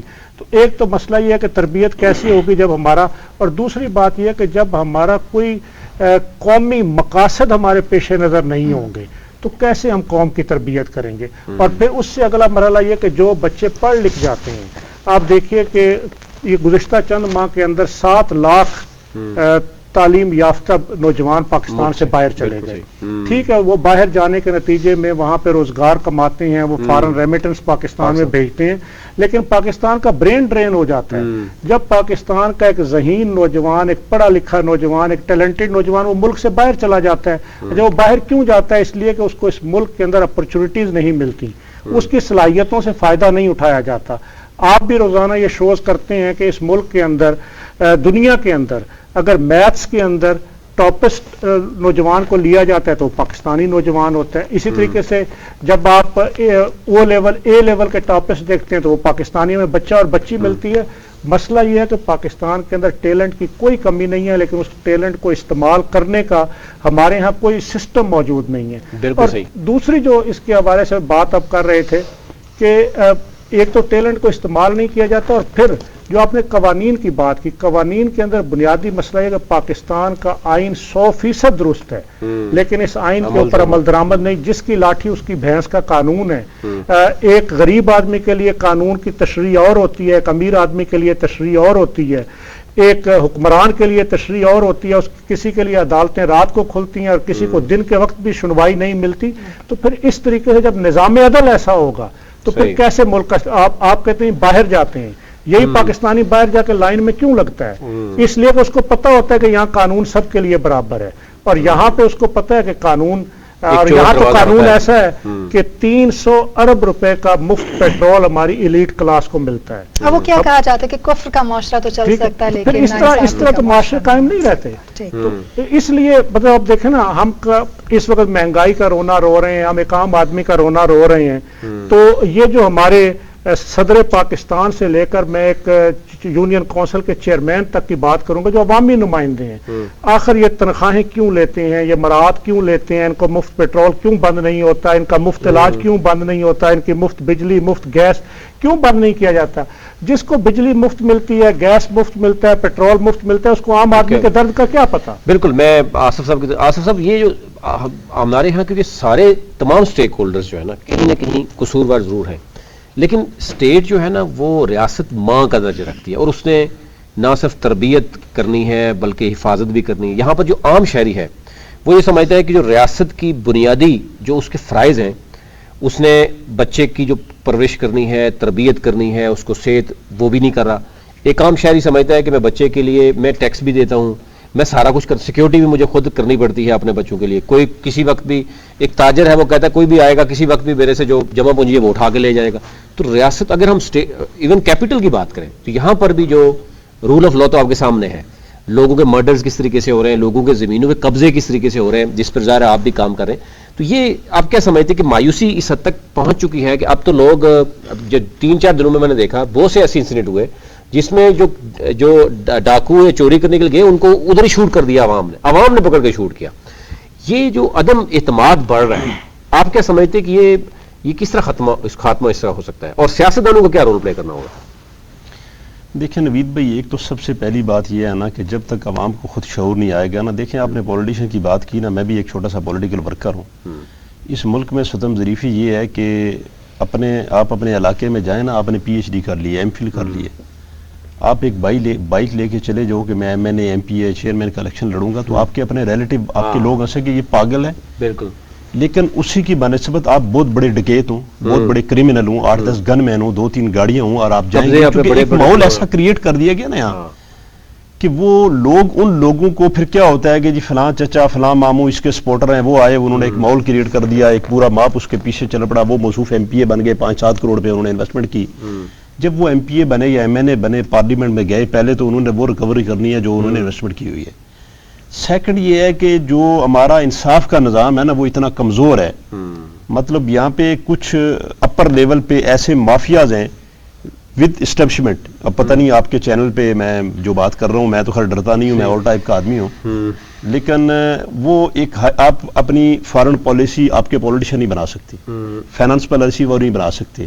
مطلب کوئی بھی ملٹی نیشنل یا نیشنل لیول کا ڈیسیجن جو ہے وہ آپ کی کوئی ڈیموکریٹک، اگر میں جس پارٹی سے ہوں وہ ہمیشہ اسٹیبلشمنٹ گنتی رہی ہے، لیکن میں حقائق آپ کو بتا رہا ہوں کہ وہ آپ اس وقت وہ خاموش بیٹھی مطلب نہیں کر سکتے ہو نا، آپ نہیں کر سکتے ہو. اگر کرنا چاہو گے تو آپ کو بھٹو بننا پڑے گا، پھر نواز شریف کی طرف باہر بھاگنا پڑے گا، پھر عمران خان کی طرح اٹھا کے باہر پھینک دیا جائے گا آپ کو. مطلب میں میرٹ 13 پارٹیاں مل کے بیٹھ کے خاموشی سے بیٹھ جائیں، پھر تو یہ میں آپ کو بتاتا ہوں نا. اب دیکھیں پارٹیاں تو اپنی جگہ پہ بیٹھ گئی ہیں نا. اب اس ملک میں عدلیہ کی آپ کو مثال دیتا ہوں. اب سب سے بڑی ستم ظریفی، جس دن اس ملک میں انصاف شروع ہو گیا نا، اس دن عام آدمی کو انصاف ملنا شروع ہو جائے گا تو ساری چیزیں بالکل سموتھلی چل پڑیں گی اور سب کچھ اسٹیبلش ہو جائے گا. ابھی جو کریٹ ہوا ہے آپ نے دیکھا ایسا ماحول کہ ڈالر اور تو بہت ساری چیزیں ہیں، لیکن سب سے زیادہ ڈی اسٹیبل اس لیے جو ہم ہوئے ہیں وہ پولیٹیکلی جو سینیریو بنا ہوا ہے یہ ہمیں بہت پیچھے لے گیا. کیوں لے گیا؟ یہ ہمیں اس لیے پیچھے لے گیا کہ یہ عدلیہ کی کمزوریاں ہیں، عدالت کی کمزوریاں ہیں. شاید ابھی 90 دن میں الیکشن ہونے مسٹ ہیں، یہ ہم بھی سمجھتے ہیں، لیکن کیا نظریہ ضرورت کے تحت اس سے پہلے بھی آپ لوگ فیصلے کرتے رہے ہو، اب بھی نظریہ ضرورت کے تحت فیصلے ہو رہے ہیں. جب نظریہ ضرورت کے تحت فیصلے ہوں گے تو ملک کیسے اسٹیبلش ہوگا؟ نہیں بالکل کبھی بھی اسٹیبلش نہیں ہو سکے گا. دیکھیں ایک چیز بڑی کلیئر ہے کہ 90 دن کے اندر الیکشن ہو تو ہونے چاہیے. پہلے آپ زور دے رہے ہیں کہ جناب آپ دونوں اسمبلیوں کو توڑ دیں، استعفے دیں، ہم کرواتے ہیں. اب اس کے بعد آپ ذرا پیچھے بھاگیں کہ ڈیفینیٹلی جب تک 2 بڑے صوبوں میں اگر یہ الیکشن نہیں ہو رہے، یا کیونکہ ہم بیسیکلی تو سیاسی پروگرام وہ نہیں کر رہے رمضان میں، لیکن پھر بھی اس وقت عام بچہ بھی یہ سمجھ رہا ہے، وہ بھی اسی پہ ڈسکس کر رہا ہے. آپ کسی سے بھی بات کریں کہ مہنگائی کیوں ہے، انسرٹینٹی کیوں ہے، یعنی اس وقت خوف و ہراس کیوں ہے، یعنی کوئی ریٹ آف دی گورنمنٹ نظر نہیں آ رہی. وہ یہی بات کر رہے ہیں جناب پولیٹیکل اسٹیبلٹی نہیں ہے جناب. جب تک الیکشن نہیں ہوں گی، کوئی گورنمنٹ نہیں آئے گی جس کو بھی، اس وقت تک جناب یہ چلتا رہے گا. تو کیا پھر چلتا رہے گا یہ؟ سر دیکھیں اس ملک میں پتہ ہے پرابلم یہ ہے نا کہ میں گورنمنٹ میں بیٹھوں، آپ اپوزیشن میں. کوئی ایسا سپوز جس طرح کے بھائی صاحب نے کہا سیلاب کے حوالے سے کتنا بڑا مطلب ہمارا یوں سمجھ لیں کہ آپ یہ کہہ سکتے ہیں کہ جو آپ کا ریونیو جنریٹ ہوتا ہے 50% سے زیادہ اس میں لاس ہو گیا. اس پہ آپ نے کیا کام کیا؟ اپوزیشن نے گورنمنٹ کو ٹارگٹ کیا، گورنمنٹ نے اپوزیشن کو ٹارگٹ کیا. ہمارا جو سب سے بڑا پرابلم یہ ہے نا وہ یہی ہے کہ ہم یہ چاہتے ہیں کہ میں اپوزیشن میں ہوں تو میں کہتا ہوں کہ جو کچھ بھی ہو جائے بھلے ملک ڈسٹیبل ہو جائے، لیکن میں اتنا ایشو کریٹ کروں کہ اس گورنمنٹ کو میں ڈسٹیبل کر دوں. بیسکلی وہ یہ ہوتا ہے کہ یہ جو پولیٹیکل لوگ ہیں ہم اپنی قوم کو، ہم اپنے ملک کو ڈسٹیبل کر رہے ہوتے ہیں اپنی اچیومنٹ کے لیے. ابھی بھی کیا جنگ شروع ہے، ہم یہاں پہ پولیٹیکل ڈیبیٹ نہیں کر رہے، لیکن ابھی بھی یہی ہے کہ اس کو اٹھاؤ، مجھے لاؤ، مجھے لایا، اس کو نکال دو، فلاں کر دو. جب تک ہمارے جو لوور کلاس یا مڈل کلاس لوگ ہیں وہ اپنے اندر سے لیڈرشپ نہیں نکالیں گے، اپنے اندر سے لوگوں کو لے کے نہیں آئیں گے، تب تک ملک اسٹیبلش نہیں ہوگا. ابھی کیا ہے، ابھی آپ کی جو یوتھ تھی ان کو کارنر کر دیا گیا، آپ کی اسٹوڈنٹ یونین پہ بین کیوں کر دیا گیا؟ آپ دیکھیں نا جس طرح ریان صاحب بیٹھے ہیں کس لیول پہ وہ کام کر رہے ہیں. کیا ان کو گورنمنٹ نے فنانسنگ کی ہے، گورنمنٹ نے اسپانسر کیا ہے؟ نہیں، ان میں خود ایک جذبہ سا، ایک ٹیم ورک بنا، پورے ملک میں، ملک سے ایک ورلڈ لیول پہ لے کے گئے. اس طرح کے لوگوں کو آپ پروموٹ کریں، ان کو بیک کریں. ایک بہن ہے وہ کرائے کے گھر پہ رہ رہی ہے، تمہاری طرح سفید پوش بہن ہے نا، اس کا میاں بھی اسی طرح ہوگا. وہ اگر اٹھتی ہے اور کشمیر سے 2 بچے پکڑ کے لاتی ہے اور 40 بچوں تک جاتی ہے، ان کو سکول بھی بھیج رہی ہے، ان کو کھانا بھی دے رہی ہے، ان کی کفالت بھی کر رہی ہے، تو ایسے لوگوں کو کیوں نہیں لے کے آتے ہو آگے؟ اپنے اندر سے لیڈرشپ لے کے آؤ گے، وہ آ کے بیٹھیں گے، ان کو پتا ہوگا کہ ایک ٹائم کا کھانا دوسرے ٹائم کا ارینج نہیں ہے، جس نے کرنا ہے ان کے اندر احساس ہوگا کتنا مشکل کام ہے. آپ سارے ان لوگوں کو پالیٹکس میں سلیکٹ کر کے لاتے ہو کہ جو سونے کی چمچ لے کے پیدا ہوتے ہیں. ان کو کیا پتا ہے کہ دودھ کی قیمت بڑھ جائے تو کیا ہوگا، چینی کی قیمت بڑھے گی تو کیا ہوگا، آلو پیاز ٹماٹر کی قیمت بڑھے گی تو کیا ہوگا. ان کے تو نوکر جاتے ہیں، وہ لے کے آتے ہیں، پیسے ہمارے، خون پسینہ ہمارا ہوتا ہے. لیکن جب اس عوام کو یہ پتہ لگ گیا کہ یہ جتنے اسٹیبلش لوگ ہیں یہ ہم نے بٹھائے ہوئے ہیں، ہماری وجہ سے بیٹھے ہیں، ہم اپنے اندر سے لوگوں کو نکال کے لائیں، ان کو آگے لے کے جائیں، تب جا کے یہ ملک اسٹیبلش ہوگا, ادروائز خاصا مشکل لگ رہا ہے. بالکل. میں کلوزنگ کی طرف جائیں گے. چوئی صاحب آپ بات کریں, پھر ہم کلوزنگ ہم پھر نعت پہ کریں گے. میں اس میں ایک مختصر سی بات کرنا چاہتا ہوں. اس ملک کے مسائل کا حل آئین کی بالادستی, عوام کی آزاد مرضی سے آزاد جمہوریت. میں نے ایک بہت خاص لفظ کہا ہے, عوام کی آزاد مرضی سے آزاد جمہوریت. اور اس کے بعد IMF اور ورلڈ بینک کے بغیر پاکستان کی معیشت کا اپنے قدموں پر کھڑا ہونا. جب تک ہم یہ تین چیزوں کی طرف نہیں جائیں گے, میرا نہیں خیال, اور پاکستان کے اندر نہ وسائل کی کمی ہے, نہ ذہانت کی کمی ہے. ہمارے پاس یوتھ موجود ہے بہت بڑی تعداد میں, ہمارا 62% زرعی ملک ہے. انڈسٹری کو چلانے کے نتیجے میں اور پاکستان کی یوتھ اور IT سیکٹر کو پروموٹ اور زراعت پر توجہ دینے کے نتیجے میں ہم اپنے ملک کو مسائل سے نکال سکتے ہیں. لیکن اس کے لیے ایک ول کی ضرورت ہے. جب تک وہ ول والے حکمران نہیں آئیں گے تو اس وقت تک یہ ملک اس فلاحی پاکستان اور خوشحال پاکستان کی طرف نہیں جائے گا. بالکل. خواتین حضرات, یہاں ایک وقفہ لیں گے, وقفے کے بعد واپس آتے ہیں, پھر گفتگو کا سلسلہ یہاں سے شروع کرتے ہیں. Welcome back. ایک بار پھر سے آپ کو خوش آمدید کہیں گے. رمضان احساس کے ساتھ جاری ہے. میں ہوں عالیہ کیسر, نوید ستی اور ہمارے معزز مہمان جو کہ آج کی نشست میں ہماری ساتھ بات چیت کا حصہ بھی ہیں, اور ان سے نہ صرف ہمیں سیکھنے کا موقع مل رہا ہے بلکہ ہمیں یقین ہے اور آپ کے پیغامات بھی ہمیں یہ بتاتے ہیں کہ آپ بھی ان سے بہت کچھ سیکھتے ہیں. آج کے اس پروگرام میں ہم نے بات چیت کو تھوڑا سا ہلکا سا جو ہے وہ رخ بھی دیا. اس کی وجہ یہ بھی رہی کہ رمضان المبارک میں ہم نے نیکیوں پر بہت زور دیا. ہم نے یہ بھی کوشش کی کہ جو معاشی تنگی یا پریشانی کا سامنا ہے اس وقت لوگوں کو, اس پر بھی بات کی جائے, لیکن اس کے جو محرکات ہیں, اسباب ہیں, ان پر بھی ایک نگاہ ڈالنے کی ہم نے آج کوشش کی. ان لوگوں کو بھی شامل کیا جن سے ہم عام عوام کو شکایت ہے, اور ان لوگوں کو جو اس کا ازالہ بھی کر سکتے ہیں. لیکن یقیناً وہ لوگ جو کہ اس وقت بھلائی اور خیر کے کاموں میں آگے بڑھ کر ہاتھوں کی زنجیر بنائے ہوئے ہیں, کہ جس پر میں ہمیشہ یہ بات کہتی ہوں کہ وہ سوسائٹی کے وہ پلر ہیں کہ جن پر اس معاشرے کی چھت کھڑی ہے, اور چھت کھڑی ہے تو ہم اس کے نیچے خیر اور بھلائی کے کام لے کر آگے بڑھ رہے ہیں. تو ایسے لوگوں کو یقیناً خراج عقیدت پیش کرنا چاہیے. لبنہ صاحبہ, آپ انہی لوگوں میں سے ایک ہیں. لبنہ نورین سے ہم بات چیت کا سلسلہ ایک بار پھر سے جوڑتے ہیں. یقیناً بچے آپ کے پاس, آپ نے جیسے کہ بتایا کہ یتیموں کی آپ کفالت کر رہی ہیں, اب آپ ہی ان کے پیرنٹس بھی ہیں. یہ بتائیے گا کہ اس طرح کے چیلنجز ہیں, سوسائٹی سے آپ کیا ایکسپیکٹ کرتی ہیں, اور خاص طور پہ جو لوگ آپ کو اپروچ کرتے ہیں, کتنی تعداد ہے جو لوگ آپ کو اپروچ کر سکتے ہیں, کیونکہ ابھی تو 40 بچے آپ کے پاس ہیں اور 46 لاکھ ایک اندازے کے مطابق عرفن ہیں جو کہ اس وقت اپروچ تو کافی سارے لوگ کر سکتے ہیں. وہ لوگوں پہ ڈیپینڈ کرتا ہے کہ کہاں تک اپروچ کریں, کیونکہ ہمارے فیس بک بھی ہے, میڈیا پہ, یوٹیوب پہ بھی ہے, انسٹا پہ بھی ہے. تو آپ کے وسائل اتنے ہیں کہ زیادہ سے زیادہ لوگوں کو آپ اکوموڈیٹ کر سکیں گے؟ جی بالکل ہے, ہمارے پاس 60 لوگوں کی ہے, بچوں کی ہے, ہماری کیپیسٹی ہے. لیکن بات یہ نا, میں نے آپ کو اسٹارٹ میں بتایا کہ ہمارے پاس چھوٹے بچے ہیں, تو ان کا گرومنگ کا ٹائم ہوتا ہے. اب مہنگائی آپ کے سامنے, ابھی ان گرومنگ کے ٹائم میں اب چھوٹے جو 2.5 سال کی بچی ہے, 3 سال کی بچی ہے, انہیں اسے ملک نہ دو, اسے فروٹ نہ دو, تو اس نے کیا گرومنگ کرنی ہے. یہ چیزیں بچوں کو پرووائڈ ہمیں ساتھ ساتھ کرنی پڑتی ہیں تاکہ ان میں اچھی گرومنگ ہو, انہیں گھر کا احساس نہ ہو, وہ یہی سمجھے کہ اپنے گھر میں رہ رہے, کسی یتیم خانے میں نہیں رہ رہے. ٹھیک ہے. تو گروئنگ ایج کے بچوں کو جو ریکوائرمنٹ ہیں سوسائٹی سے, آپ کیا سمجھتے ہیں کہ ان کی کیا مدد آپ کو درکار ہو؟ آپ لوگ آئے بچوں کے ساتھ, ایک تو ٹائم سپینڈ کریں. ٹھیک ہے, سب سے جو قیمتی وقت ہے, بچوں کو ٹائم چاہیے. ہم تو چیزیں دیتے ہیں لیکن ٹائم ایک بہت ضروری ہے.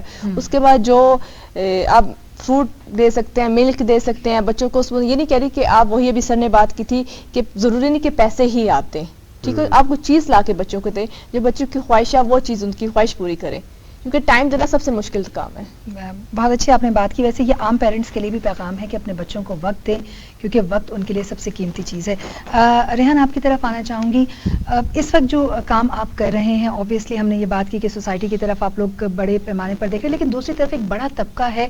جیسے ہم بات کریں پچھلے رمضان سے اس رمضان میں ایک بڑی تبدیلی ہوئی. آپ نے کہا کہ وہ سفید پوش لوگ جو پہلے شاید کہیں دکھائی نہیں دیتے تھے, جھجک کر, شرما کر ہی صحیح سامنے آ گئے ہیں.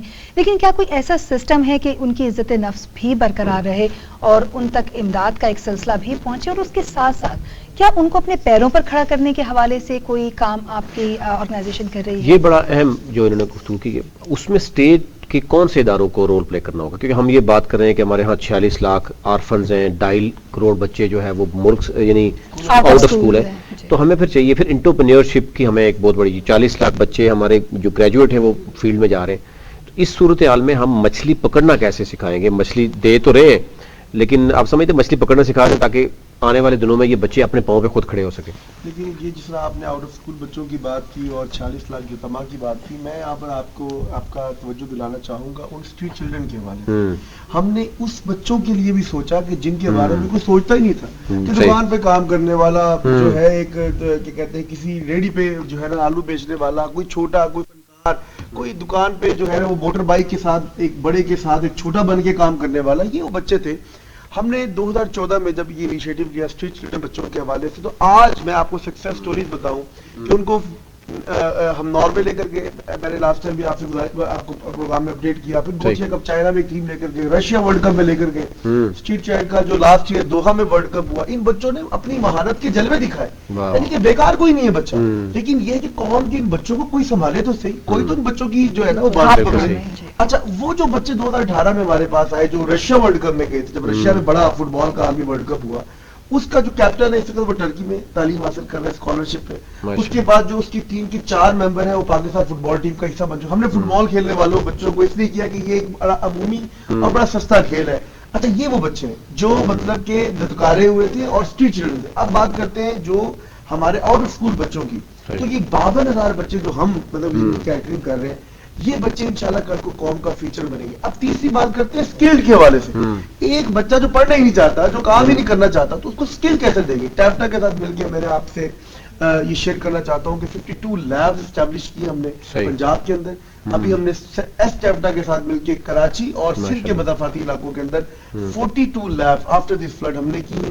33.3 ملین لوگوں کی, جب میں فلڈ کے لوگوں کی بات کرتا ہوں تو اس میں بہت بڑی تعداد نوجوانوں کی ہے.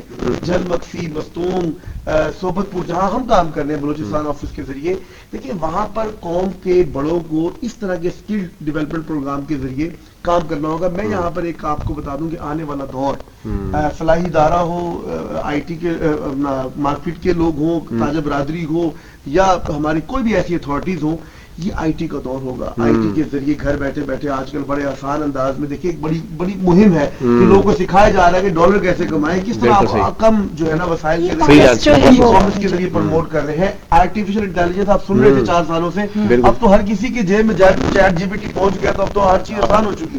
یہ وہ چیزیں ہیں جن کے ذریعے لوگوں کو کام کرنا ہوگا. گورنمنٹ کیا کر سکتی ہے؟ دیکھیں احساس پروگرام کی میں آج بھی تعریف کروں گا کہ اس نے وہ واحد پروگرام دیا, BASP پروگرام کی بھی میں اس کے اندر شامل کر دیتا ہوں, کہ جہاں پر ہر اس شخص کا ڈیٹا موجود ہے جس نے نہ انٹرنیشنل ٹریول کیا ہوگا, جس کے اکاؤنٹ میں 10 لاکھ سے زیادہ رقم نہیں ہوگی, جس کے اکاؤنٹ میں کبھی بھی زیادہ بڑی رقم نہ آئی ہوگی, جس نے کوئی پاسپورٹ نہیں بنوایا ہوگا, جس نے ہر وہ آسائش و آرامی کی طرف کبھی بھی نہ گیا ہو, اس کو اس کے دائرہ کار کے اندر جو ہے وہ چیزیں دی جائے گی. اب آپ کی تقسیم کے عمل جو آج آٹے کی صورت میں, چینی کی صورت میں اگر مشکل ہے, تو گورنمنٹ اپنے سٹیک ہولڈر میں, جس میں ہم بھی شامل ہیں, جس میں تاجر برادری شامل ہے, انوالو کریں. سٹیک ہولڈر کنسلٹیشن سیشن کے ذریعے ہی قومیں بنتی ہیں. قوموں کی مسائل قوموں کے لوگ ہی بتاتے ہیں, قوم کے لوگ ہی بتائیں گے کہ آپ نے کس طرح چیزوں کو بہتر انداز میں ترتیب دینا ہے. اور آج اگر سری لنکا اپنے اس بحران سے نکل گیا, انہوں نے QR کوڈ کے ذریعے پیٹرول کی جو ہے فراہمی کو یقینی بنا دیا, تو پاکستان اس سے کئی گنا آگے بڑا ملک ہے. اور میں آخر میں خراج عقیدت پیش کرتا ہوں, نہ صرف پاکستان بلکہ پاکستان بھر کے جو لوگ دنیا بھر میں ہم پہ اعتماد کرتے ہیں, میں سمجھتا ہوں ان کا یہ قوم پر یہ اعتماد ہے کہ وہ پاکستان کے لیے فکر مند بھی ہے اور پاکستان کے لیے زکوٰۃ, خیرات, صدقات, عطیات کے ذریعے خدمت کریں. آگے بڑھ کے ہم اور ہم جیسے دیگر اداروں کی خدمت کریں, تاکہ وہ ملک و قوم کے لیے اور بہتر کام کریں, اور مچھلی پکڑنے کے ساتھ ساتھ اپنے پیروں پر کھڑا کریں. آج کے نوجوان کی جو ہے نا وہ ڈھارس بنے اور مستقبل پاکستان کا محفوظ کریں. بالکل ٹھیک ہے. اچھا بوگیو صاحب, ایک تو یہ جو گفتگو کی ریان طاہر صاحب نے, دوسری طرف اگر ہم رخ دیکھیں تو بڑا آسان بھی ہے. پاکستان پوسٹ ہے, آپ کا نادرا ایک سسٹم ہے. نادرا وہ ہے جس نے 4-5 ممالک, ہمیں جب بریفنگ دیتی جاتی بینگ میڈیا, ہم جب بریفنگ دیتے ہیں جناب ہم نے اس ملک کو نادرا سسٹم دیا ہے, وہ نادرا جو دوسروں کو دے رہا ہے سسٹم, وہ کہہ رہا ہے جی ہمارے پاس سارا ڈیٹا ہے, BASP کے پاس ڈیٹا ہے, تو پھر بھی آٹے کے لیے ہم لمبی لائنز لگا رہے ہیں. سرکاری اس لیول کی پروٹوکولز اور گاڑیاں, اور پھر ایک 10 کلو والا تھالے کے ساتھ ہم جو ہے وہ کوئی بھی پرسنالٹی میں نام نہیں لینا چاہوں گا, وہ جا کے تصویر کھنچواتے ہیں. کیا سمجھتے ہیں کہ یہ بڑا سموتھ ہو سکتا تھا اور عزت نفس کا بھی خیال کیا جا سکتا تھا؟ اور پھر دوسری طرف آ جاتے ہیں کہ اس وقت جو ہمارے ہاں سب سے بڑی پاور ہے وہ ہے یوتھ. اس کو पाँव पे खड़ा करने के लिए हमारे पास कोई 20 साल प्लान, कोई 25 साल प्लान, कोई 10 साल प्लान, कोई शॉर्ट टर्म या लॉन्ग टर्म है कोई प्लान हमारे पास?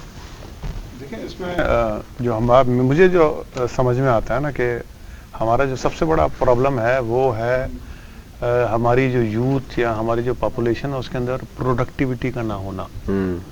यानी हमारा जो हर इंडिविजुअल है उसका प्रोडक्टिव होना बहुत ज़रूरी है। अब मसला ये है कि जो पॉपुलेशन है आपकी, एक तरफ ये रहमत भी है फिर रहमत भी है। अगर आपने इसको प्रोडक्टिव नहीं किया, चाइना की एग्जांपल देख लें, exactly, ये फिर आपके गले में। और अगर आपने इसको सही से किया आप सुपर पावर बनेंगे। अब हमारा वो है नहीं। फॉर एग्जाम्पल आपकी किसी बिल्डिंग में आग लग जाती है, आपने पाकिस्तान का मैंने जो अपना ज़ाती तौर पे मैंने एनालिसिस किया ना, उधर गैस सिलेंडर भी पड़ा होगा, एक्सटेंजर पड़ा होगा, चलाना किसी को नहीं आता। अच्छा, वो अगर आग लगती है तो उसमें 50-100 बंदे ने ऐसे ही मर जाना है ना। यानी आपका कोई उधर 2 या 3 ट्रेंड बंदा नहीं है कि वो उसको, अगर आपकी ट्रैफिक, मैं यूएसए में था, वो जो उधर का एक हुआ था 2 दिन के लिए उधर इलेक्ट्रिसिटी चली गई थी, सारे सिग्नल बंद, आप यकीन करें हर घर से यंगस्टर्स, उनके इतने वॉलंटियर्स हैं ना जो वैसे पेड नहीं है, वो आ जाते हैं रोडों पे, आपका ट्रैफिक कंट्रोल कर रहे हैं, आपको गाड़ी में पानी भी दे रहे हैं, ये भी। तो आपका प्रोडक्टिव होना बहुत जरूरी है। तो आपने अपने बेसिकली आपने इन्वेस्टमेंट अपने लोगों पे करनी है। ये आटा, मुझे आप कितने दिन आटा खिला देंगे? 10 किलो थैला, मेरे 10 मेंबर हैं घर में, कितना? फिर मैं 3 दिन के बाद दोबारा कहीं खड़ा होऊंगा। फिर जिस तरह हम लोग चैरिटी में बहुत ज्यादा बिलीव करते हैं क्योंकि हमारा इस्लामिक कॉन्सेप्ट है और ये है। अब मैं देखता हूं एक जो वेटर है या कोई और है, तो उसको हमें टिप देते हुए बहुत बड़ा हमें तकलीफ होती है ना, उसको 50 रुपए देते हुए। और जितनी हमारी मुखैर ये जो चैरिटी वाले, मैंने देखा है वो जो जितने भी प्रोफेशनल भीख मांगने वाले हैं, वो चलानी है, उन्होंने वो दस्तरखान लगा है, वो सारे बेगर्स बैठे हुए हैं, और वो जो बेचारा जो व्हाइट कॉलर है वो वहां बैठ के खाने में उसको थोड़ा सा तकलीफ होती है। तो आपने अपनी सारी पॉलिसीज को रिविजिट करना है, रिव्यू करना है कि हमें प्रॉब्लम कहाँ पे रहा है। तो जब तक आप उसको नहीं करेंगे तो तब तक कुछ नहीं हो सकता। बिल्कुल। और फिर हम बात करते हैं, बैठे हैं कि प्रोडक्टिविटी की बात करके फिर हम कहते हैं जी हमारी डॉलर का रेट कैसे है। डॉलर का रेट, हमारी हालत यह है कि हम वीट पैदा करते हैं। अब हम अगर हमारे हालात सही रहते हैं, फ्लड नहीं आता, तो अब हमारे पास वो जो वीट है वो रखने की जगह नहीं है, वो खराब भी हो जाती है, वो खराब हो जाएगी, रखने की जगह नहीं। वो क्या करेंगे, फिर उसको एक्सपोर्ट कर देंगे। बिल्कुल, फिर एक्स्ट्रा हो गई, हाँ एक्स्ट्रा हो गई, उसको एक्सपोर्ट कर देंगे। 2 महीने के बाद फिर शॉर्टेज होगी, फिर उसको इंपोर्ट करेंगे। बिल्कुल, कोई किसी किस्म की रीड आउट पॉलिसी नहीं भाई, आप नहीं, फिर हम नूडल्स और उसके बाय प्रोडक्ट सारे इंपोर्ट कर रहे हैं। अब मसला यह है कि मेरा जो आटा है वो अगर 100 रुपए किलो है, मैं यहाँ से 20 रुपए किलो में एक्सपोर्ट कर देता हूँ, और वो जो है मुझे उसके नूडल्स बना के देता है और वो 1000 रुपए केजी पे मैं वापस ले रहा हूँ, तो मुझे तो 900 रुपए का डेफिसिट आ रहा है ना। तो ये सारी चीजें हैं जो बाय प्रोडक्ट्स पे बहुत ज्यादा आपको, यानी आपको टोटली रीप्लान करने की जरूरत है, उसके बगैर कुछ नहीं होगा। बिल्कुल। अच्छा चोई साहब, अगर ओवरऑल देखें तो पाकिस्तान वैसे किसी भी, जो जितनी भी अगर नियामतें देखें, पाकिस्तान में किसी में भी काम नहीं है। मादनियात की बात करें, टूरिज्म की बात करें, हम फ्रूट्स की बात करें, ज़रूरी मुल्क बताया तो शुरू से गया, हमारी मुतालिया पाकिस्तान में ये लिखा हुआ है कि हम एक ज़रूरी मुल्क हैं। उसके बाद हमें कोई पता नहीं चलता। बल्कि कल परसों वो एक शॉर्ट से मैंने क्लिप देखा कि वो पूछ रहे हैं कि मुतालिया पाकिस्तान क्यों बोल रहे हैं, वो कहते हैं जी जो लिखा हुआ है वो है नहीं तो मैं भूल जाता हूँ, इसलिए। तो प्रैक्टिकल हम कुछ और हैं, लिखा कुछ और है। क्या हम ज़रूरी मुल्क हैं, नहीं है? हम कभी गन्नम इंपोर्ट कर रहे हैं, कभी इवन टमाटर तक इंपोर्ट कर रहे होते हैं। अभी रमज़ान में आप सब्जियों के रेट देख लें कहाँ पे, तो कहाँ पर आपको पता लग रहा है फ्ला, और कब तक हम सुधर जाएंगे? वैसे देखिए, मैं ये समझता हूँ कि बुनियादी तौर पे हमें कौम बनने की ज़रूरत है, और कौम हमेशा हुक्मरान बनाते हैं, कौम हमेशा वो बनाते हैं जो इक़्तिदार के ऐवानों में होते हैं। जब तक लीडर्स हमें कौम नहीं बनाएंगे, हम इस वक्त एक बकरियों का रेवड़ है जो जिस तरफ हाँकते हैं हम उस तरफ हाँकते चले जाते हैं। सबसे पहली बात तो यह है कि हमें एक कौम बनने की ज़रूरत है। दूसरी अहम बात यह है कि हमें इस सियासी उखाड़ पिछाड़ से और ये इक़्तिदार की छीना झपटी से बाहर निकल के कुछ शॉर्ट टर्म और कुछ लॉन्ग टर्म प्लानिंग करनी होगी। हमने बहैसियत ताजर नुमाइंदे और मुल्क के एक नुमाइंदा तंजीम की हैसियत से 6 सेक्टर आइडेंटिफाई करके उसके ऊपर गवर्नमेंट्स को हमेशा प्रपोजल्स देते हैं। देखें, जब तक हम अपने मुल्क की इंडस्ट्री को प्रमोट नहीं करेंगे, जब तक हमारी एक्सपोर्ट बढ़ेंगी नहीं और इंपोर्ट बिल कम नहीं होगा, हम क्राइसिस से नहीं निकल सकते। एक्सपोर्ट को बढ़ाने का तरीका वाहिद यह है कि आप इंडस्ट्री को प्रमोट करें। इंडस्ट्री आपके रोजगार भी देती है, इंडस्ट्री आपके मुल्क के अंदर रेवेन्यू को जनरेशन का जरिया भी है, और इंडस्ट्री प्रमोट करने के लिए इंडस्ट्री को कुछ शॉर्ट टर्म और लॉन्ग टर्म इंसेंटिव्स देने पड़ते हैं। बिजली और गैस की शक्ल के अंदर, टैक्सेस की शक्ल के अंदर। हमारे यहाँ सस्ती लेबर मौजूद है पाकिस्तान के अंदर, लेकिन हमारा टेक्सटाइल सेक्टर आप देखें ना, दुनिया के अंदर एक्सपोर्ट कर रहा था, आज वो भी पीछे जा चुका है। पहला सेक्टर उसके अंदर इंडस्ट्री का सेक्टर है। दूसरा सेक्टर ज़राअत का सेक्टर है कि ज़राअत के सेक्टर के अंदर जब तक देखें हम एक किसान को ट्यूबवेल के लिए सस्ती बिजली नहीं देंगे, उसको हाइब्रिड बीज और वो सस्ता नहीं देंगे, हम उसको खाद पे इंसेंटिव नहीं देंगे, और फिर जो उसकी प्रोडक्ट है उसको हम मंडी तक पहुंचाने और किसान को उसका प्रॉपर और कीमत नहीं देंगे, उस वक्त तक मसला। और फिर उस ज़राअत से हम बाई प्रोडक्ट्स जब तक नहीं बनाएंगे, तो ये ज़राअत के हवाले से इसके ऊपर एक पूरी डिबेट हो सकती है कैसे हम इसको आगे लेके चलें। तीसरा सेक्टर हमारे यहाँ सियाहत का सेक्टर है कि हमारे मुल्क के अंदर वो खूबसूरत मनाजर मौजूद हैं जो दुनिया के पास नहीं है, चाहे वो हमारा खैबर पख्तूनख्वा हो, चाहे वो हमारे शुमाली इलाका जात हो, चाहे वो कश्मीर हो, उसको एक्सप्लोर करने और टूरिज्म को एक इंडस्ट्री का दर्जा देने की जरूरत है ताकि इंटरनेशनल टूरिस्ट यहाँ पे आए। चौथा सेक्टर जो है वो हमारे पास डेयरी, लाइव स्टॉक और फिशरीज का सेक्टर है। हमारा समुंदर भी और हमारे पास ये जो जानवर हैं इसके ऊपर भी खास तवज्जो की और इसके ऊपर प्लानिंग की जरूरत है। और इसके साथ फिर मिनरल और माइनिंग, जहां हमारी जमीन सोना उगलती है वहां हमारे पहाड़ों के अंदर भी सोना मदफून है। लेकिन अलमिया ये है कि हमारे यहाँ से माइनिंग की कोई पॉलिसी, कोई सिस्टम, उसको फर्निश करने का, उसकी आगे उसको पॉलिश करने का, उसकी चीजें बनाने का कोई सिस्टम मौजूद नहीं।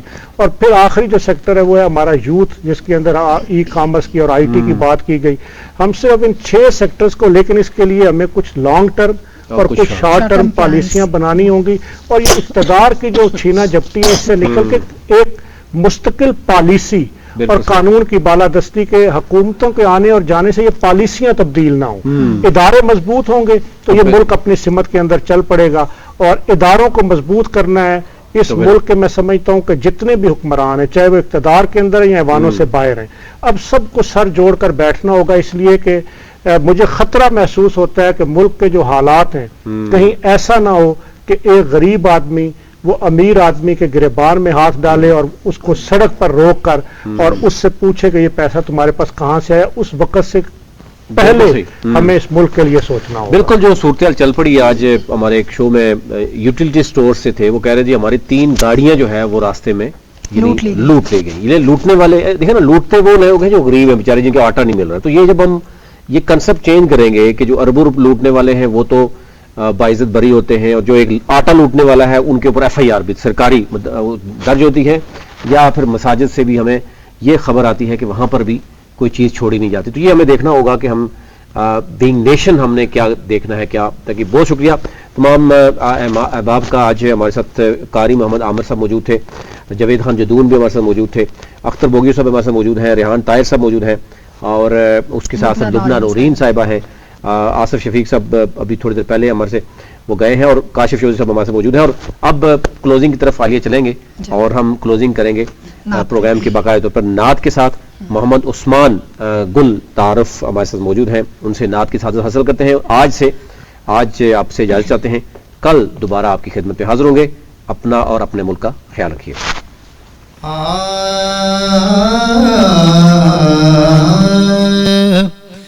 जिंदगी याद मदीना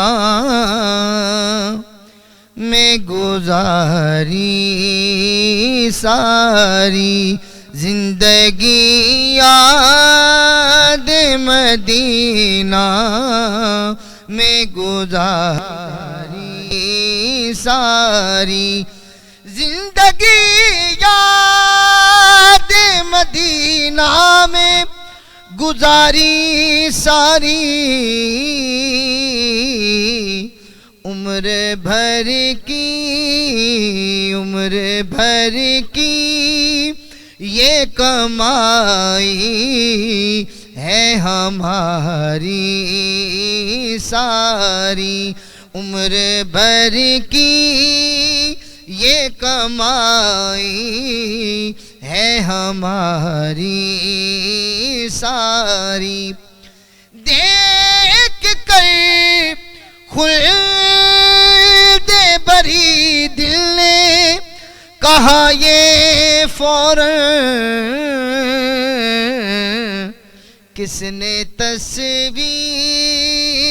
مدینے کی اتاری ساری، کس نے تصویر مدینے کی اتاری ساری، زندگی یاد مدینہ میں گزاری ساری، آپ کے ایک اشارے پہ خدا بخشے گا،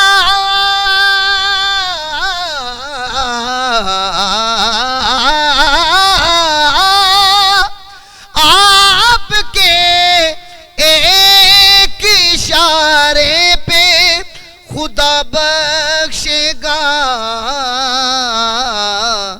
تو بات بن جائے گی، بات بن جائے گی محشر میں ہماری ساری، بات بن جائے گی محشر میں ہماری ساری۔ اور بڑا خوبصورت شعر ہے، ہر نبی نور محمد سے ہوا ہے پیدا،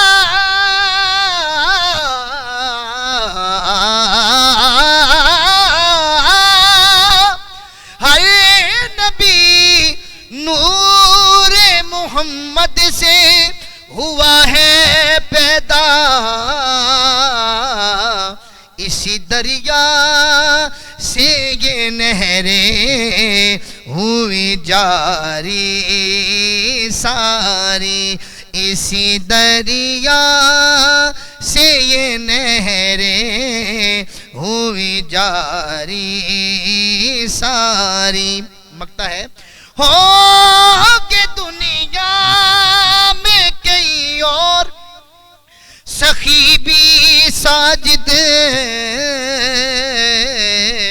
ان کے در تک ہے فقط دوڑ ہماری ساری، عمر بھر کی یہ کمائی ہے ہماری ساری۔